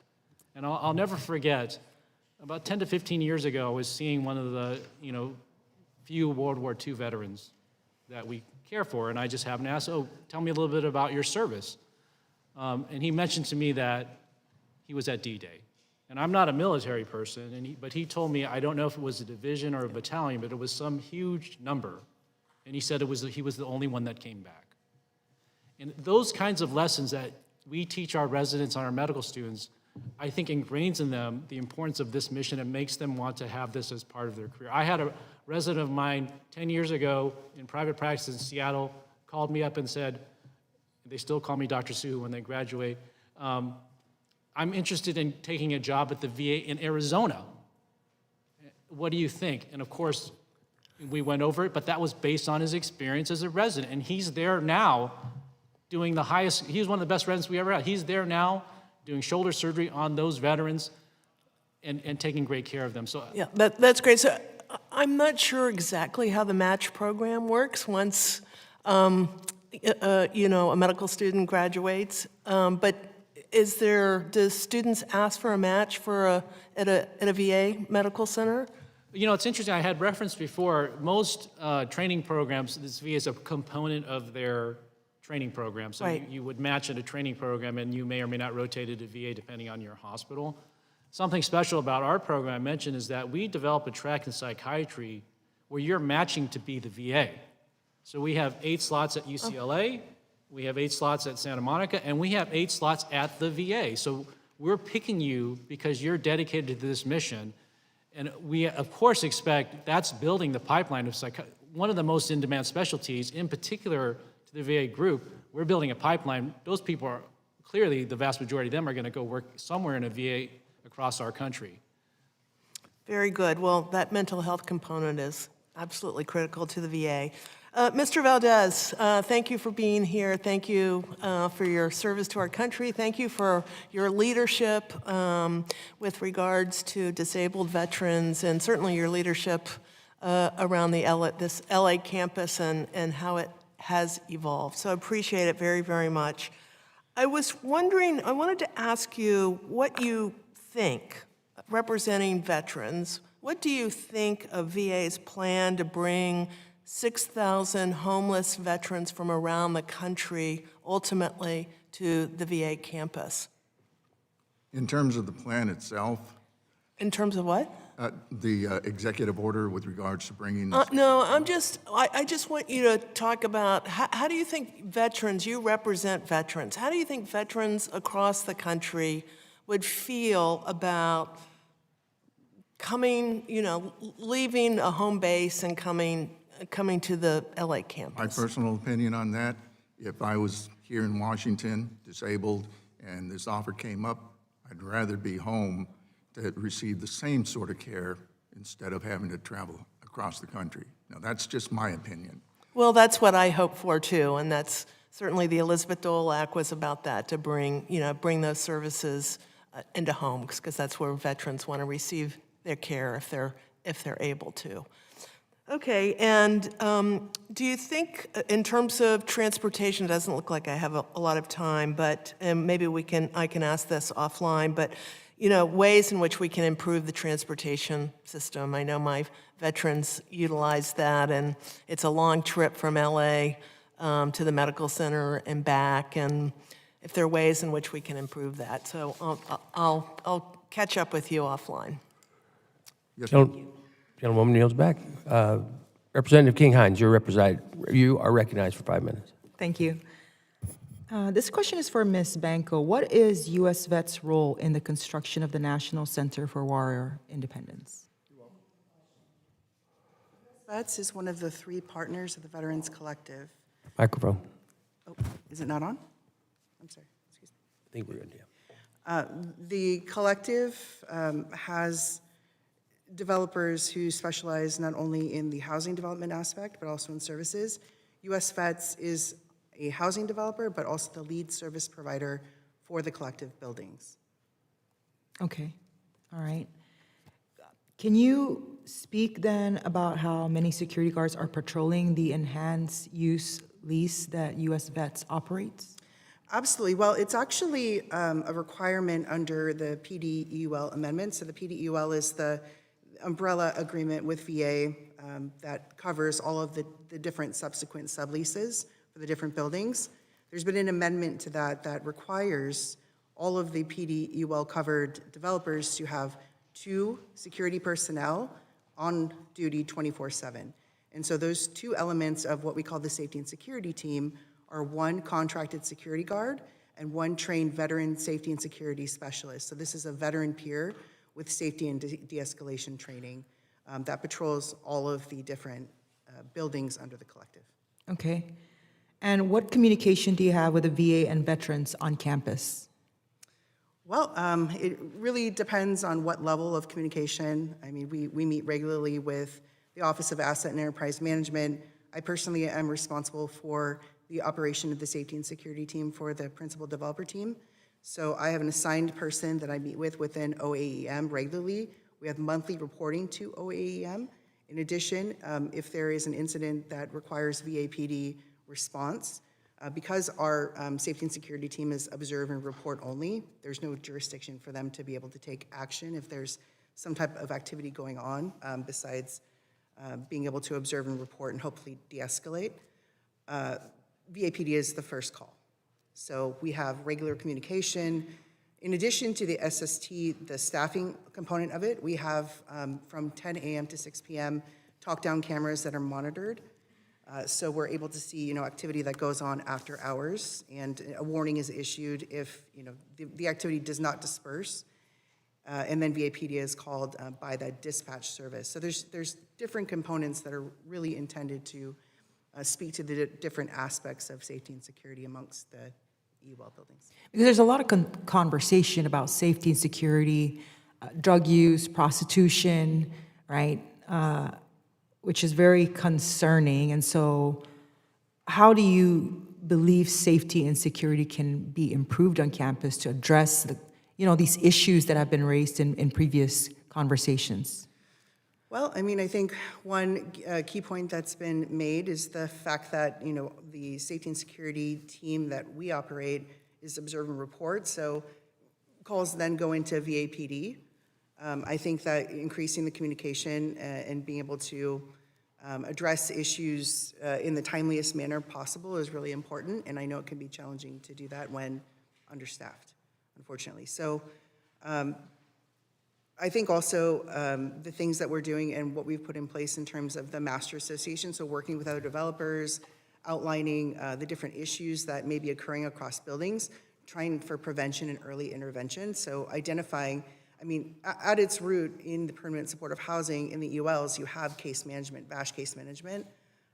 One of the key tenets of that is knowing who you're serving, knowing that person, looking for risky behaviors and trying to prevent them before they escalate into something larger. Then there's the community aspect of it, which also speaks to safety and security.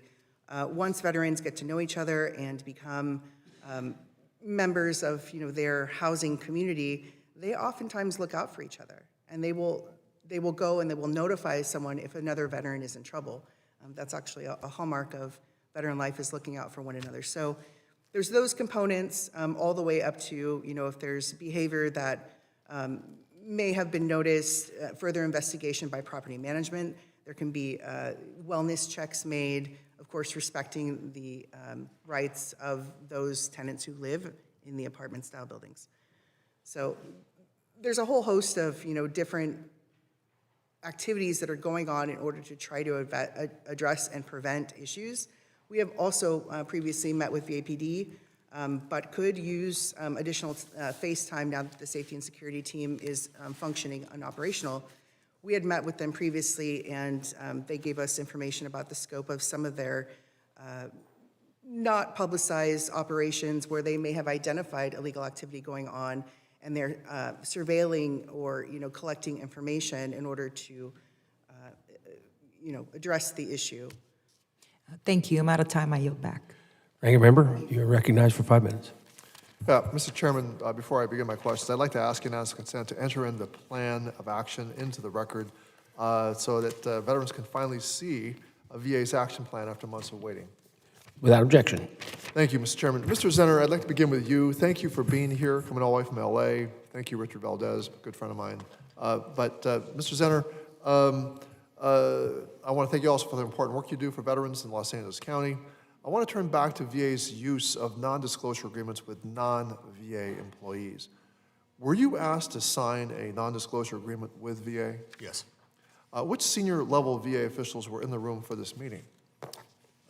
It was Dr. Linda Davis was leading the meeting, and I believe Dr. O'Toole was in there. I don't recall the other leaders. There were also the interim deputy secretary, interim medical center director was also there. Okay, and this was back in It was June of 2025. 25. Yeah. Were you given a reason why? Were you given a reason why you needed to sign an NDA? No. How long have you been involved in the West LA project? in your career? I was a patient on the campus in 2009, and once I graduated from social work school, I became a provider of grant per diem programs for a local nonprofit, so from June of 2010 until Since 2009.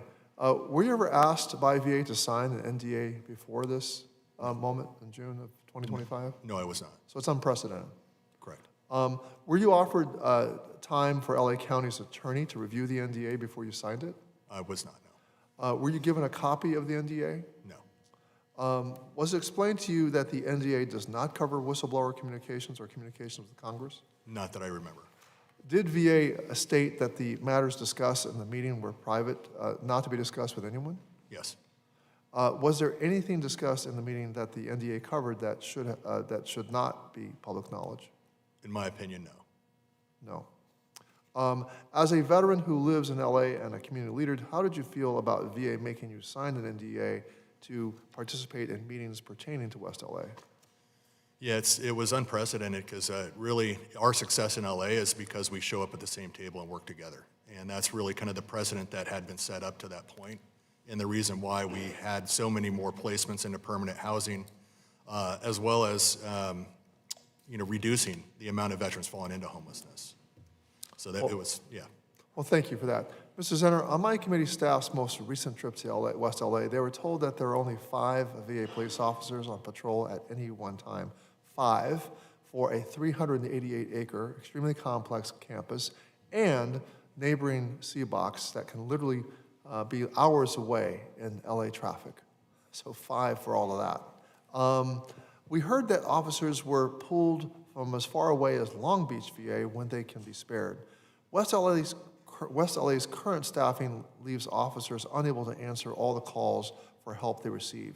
We are approaching a real crisis here, especially as staffing and morale continues to worsen with the impending position downgrades and vacancy cuts across the VA police force. VA police are notoriously underpaid in comparison to officers at the Santa Monica Police Department or LAPD. ICE has been poaching VA officers with $50,000 recruitment bonuses. Mr. Zenner, how can we fix the critical security issues at West LA when the VA itself is not adequately investing in its police and security? Yeah, two parts to my answer. One is increase the budget. I know earlier in the conversation there's been movement in that direction. GS6 might not be a high enough pay increase. I would recommend looking at maybe a higher rate for those officers, considering the point that you make with Santa Monica PD. They make 6 figures, so there's a considerable gap. So maybe looking at a salary study in the region, and really kind of putting some concerted effort into making it competitive. And on the second part, really looking at the jurisdictional issues that I mentioned in my testimony earlier. VHA Directive 730 does not allow sworn deputies, VAPD deputies, to be sworn by local jurisdiction, aka the sheriffs, to enforce state and local laws, and that's creating some of the jurisdictional gaps on that campus. Yeah, so VA police can't do certain things, and by extension, the Undersecretary or the Assistant Secretary mentioned contract security. My understanding is that contract security will also similarly have no authority to deal with many of the situations of security on the campus. Is that right? That's correct. Thank you, and I yield back, Mr. Chairman. Representative Ramirez. Thank you, Chairman. You can say Ramirez. Ramirez. I'm just joking. I'm messing with you. It's been a long day, Chairman. Thank you. I appreciate you said it beautifully. You said it beautifully.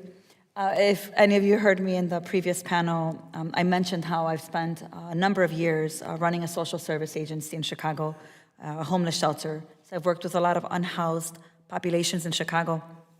And for me, it's also really important for us to provide wraparound services and stable housing for our unhoused neighbors, including especially our veterans. And we really need to have adequate staffing, infrastructure, case management, the kind of ratios that provide for a case manager to provide comprehensive support services for the veterans, and certainly funding to be able to support and deliver. I want to talk to you, Mr. Valdez.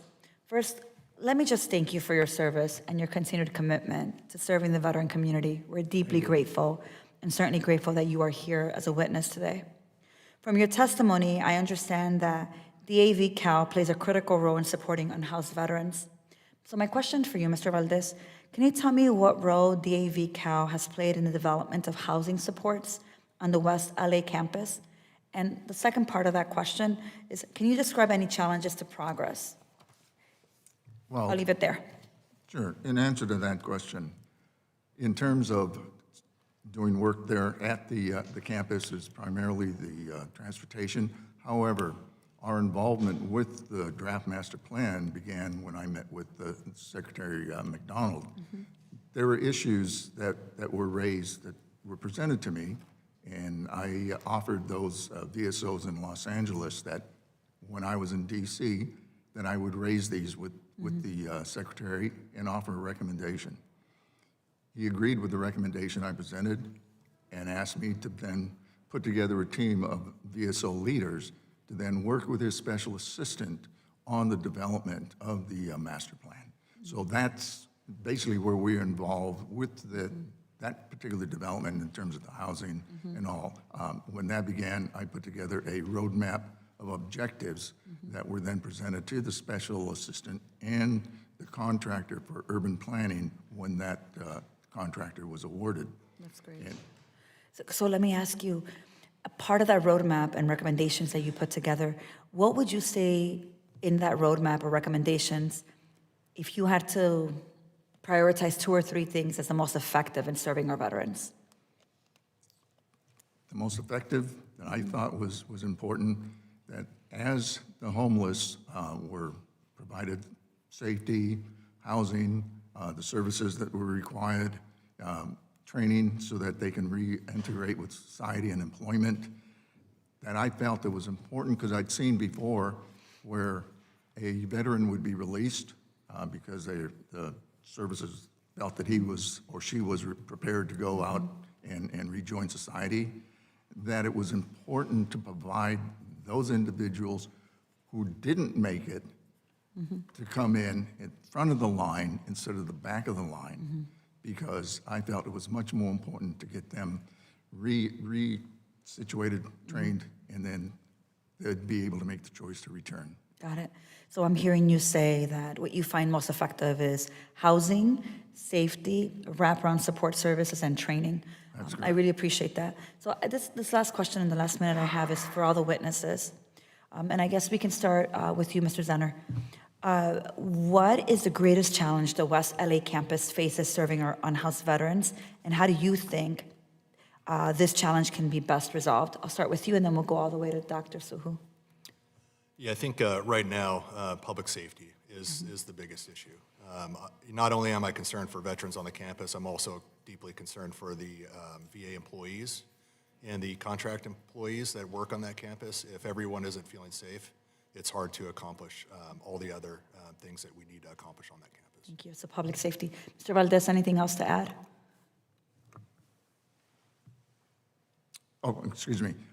Yes, in the roadmap was safety and training for the males that were on the campus, because there were going to be women veterans also there. And so they needed to be prepared that, hey, look, you're not out on the street anymore. So training. And there's women here. Thank you. I only have a couple seconds, so I'm going to go to Ms. Banks and Dr. SooHoo. Continuity of commitment. Continuity of commitment. I would say overarchingly, things have to be systematized in a way that they span decades. It's a 99-year commitment for the leases, and it has to continue to function no matter who is in place or what is in place. The budget also has to back that up. Thank you. Dr. SooHoo, 2 seconds, tell me. I would agree with public safety from our trainees. Great. Public safety and training. Thank you so much, Chairman. I yield back. Dr. Dexter, you're recognized for 5 minutes. Thank you, Mr. Chair, and thank you to all our witnesses for coming and joining us today. I'm grateful for this committee's focus on veteran homelessness because we have made historic bipartisan progress getting veterans housed, and our work, as you are talking about, is far from over. I'm committed to ensuring every veteran truly has a place to call home in this country and that they served, and I am hearing the same commitment from you. Our committee staff heard directly from leadership at West Los Angeles last week that they are increasingly relying on the Healthcare for Homeless Veterans program to provide emergency shelter for veterans experiencing homelessness. As a physician who trained in a VA, I know immediate and accessible care during a crisis can and does save lives. However, veterans with other than honorable discharges, some of the veterans with the highest health needs, are not eligible for this program. According to the by name list data, at least 100 veterans experiencing homelessness in LA have other than honorable discharges. Not dishonorable, not court-martialed, other than honorable discharge. And these veterans can't access the care they need. Luckily, I have a bill for that. The Every Veteran House bill would expand eligibility to all VA homeless programs to veterans with other than honorable discharges. These veterans can already access programs like HUD-VASH, and my legislation would create parity so veterans can access the full continuum of housing and supportive services they need. So, Mr. Zenner, if a veteran with an other than honorable discharge seeks placement in a Healthcare for Homeless Veterans program, what options are available to them today? Thank you for the question. And just to repeat, could you repeat the question? Yeah, it's not court-martialed, it's not a dishonorable discharge. It is other than honorable discharges. If they come to you, they are not, and I'll just say again, they are not eligible for the Healthcare for Homeless Veterans program, but they are eligible for things like HUD-VASH. And so this lack of continuity is creating barriers for some of the veterans. And again, it's about 100 in West LA do not have access to the Healthcare for Homeless Veterans program. So I'm just asking, if they come, what options do they have? Yeah, for veterans with other than honorables, they have the HUD-VASH, like you mentioned. They also have grant per diem. The staffing, I've ran very large residential programs in LA in the past, both HCHV and GPD. GPD funding is very minimal compared to HCHV. Okay. HCHV allows for a lot of monitor staff that are constantly walking around and monitoring veterans in the program, as well as case managers with higher credentialing. Okay. Great. And so there's some resources, just there's a lack of clarity or continuity, I guess, is the thing that we're trying to address. And I would also want to know, for National Guard reserves, they are also not eligible for some of these programs. Is that an issue that you've encountered in LA? Yeah, we have the LA Veteran Collaborative, where we talk about barriers in the community, and that often comes up as the unmet needs of our National Guard and reservists. And so that's where county really comes in and plays as big a part as we possibly can on solving those gaps. But clearly, more resources would be helpful. We need more federal resources. Okay. And Mr. Chair, it is the intent of the bill that we've proposed. It would open up for our veterans from the National Guard Reserve to have the same access. So I also want to just pivot in the last minute. A major focus of the Center for Warrior Independence is veteran self-sufficiency. Many veterans have permanent and total disabilities and live on a fixed income from their VA benefits. With the cost of housing soaring across this country, many of those veterans will continue to use subsidies to afford rent, and you were just speaking of this. It seems to me that the only real path to self-sufficiency for these folks would be creating housing that's actually affordable, and I'm sure LA is not different than my district in Portland, Oregon. So, Mr. Zenner, do you have concerns about this self-sufficiency metric and how it could be implemented? Yes, yeah, we really need to focus on the affordable side. There's a lot of veteran employees of the VA on that working on that campus that are GS5, GS7. They have to travel over 2 hours to get to work and go back home. And so we need to look at some workforce housing. Also, for our transitioning service members and their families coming to LA, it's a very difficult place to come into, yet we have hundreds coming back to LA. That's another opportunity that we should look at. But yeah, affordability is really a big issue, and EULs is not the complete answer. No, agreed. And Mr. Chair, I know my time is up, but housing is healthcare. We are creating more veterans as we speak, and I think we absolutely need to work together, and I look forward to doing that with you in this committee. Thank you. Thank you. The gentlelady yields back. Ranking Member Tano, you have closing remarks? I do, thank you. Thank you, Mr. Chairman, and thank you to all of our witnesses who flew in from Los Angeles to be here with us today, so thank you very much. Mr. Chairman, during this hearing, we received emails from a veteran at West LA who needs help and is facing an eviction. We're trying to trouble this situation in real time from the dais because VA continues to fail this veteran. And as we have demonstrated, OCLA has not been the most responsive to my staff, and I'd hope to ask the VA witnesses about this, but they are gone. VA must do better, and I hope we can work together to make sure we troubleshoot these sorts of things together.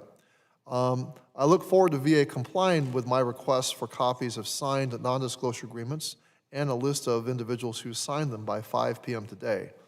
I have urged the VA to stop using these NDAs, as you have, Mr. Chairman. They seem only to serve as an intimidation tactic, not for serious purposes of protecting sensitive information. Veterans, Congress, and the public deserve transparency so that we can hold VA accountable for its care of those who served. That being said, I'm extremely concerned about the future of the National Soldiers Home, but stand ready to give VA and its partners the support they need to right the ship. We have the opportunity to do something truly great at West LA, and with a National Center for War Independence, if executed with full funding, full staffing, and the best interest of veterans in mind. Ending veteran homelessness is a goal that I truly believe we can achieve, but we have to get this right in Los Angeles. Veterans' lives depend on it. I yield back, sir. Gentleman yields back, and I want to thank all the witnesses for joining us here today. You know, this was a very productive. I wish we'd had more time. Hopefully, as I promised, we will try to get back to this issue. But I would appreciate, and I appreciate the health care discussion of what ties West LA to UCLA, but I still not understanding where the baseball stadium is a benefit to the veterans, to the West LA campus. I'm hoping to hopefully get that answer at some time as well. I do look forward to working with my colleagues on both sides of the aisle, the President, Secretary Collins, to ensure that the leases and contracts principally benefit the veterans on the West LA campus like it is supposed to be. As to the concern that you have about the contracts that say we're not supposed to talk the leases that way, we should have open. We've had that discussion. And again, thank you for being here. And I want to also say this. I want to say thank you. This is National Police Week, and that's all police, the police in this room, as well as the police on the campus, that we can see how important they are to have around. And I ask unanimous. Yeah. One thing, Mr. Chairman, I might suggest, might we do like even a full committee or some sort of site hearing together in West LA? We'll check schedules, see what we can do that. Yes. I ask unanimous consent that all members shall have 5 legislative days to revise and extend their remarks, including any extraneous material. Hearing no objections, so ordered. This hearing is now adjourned.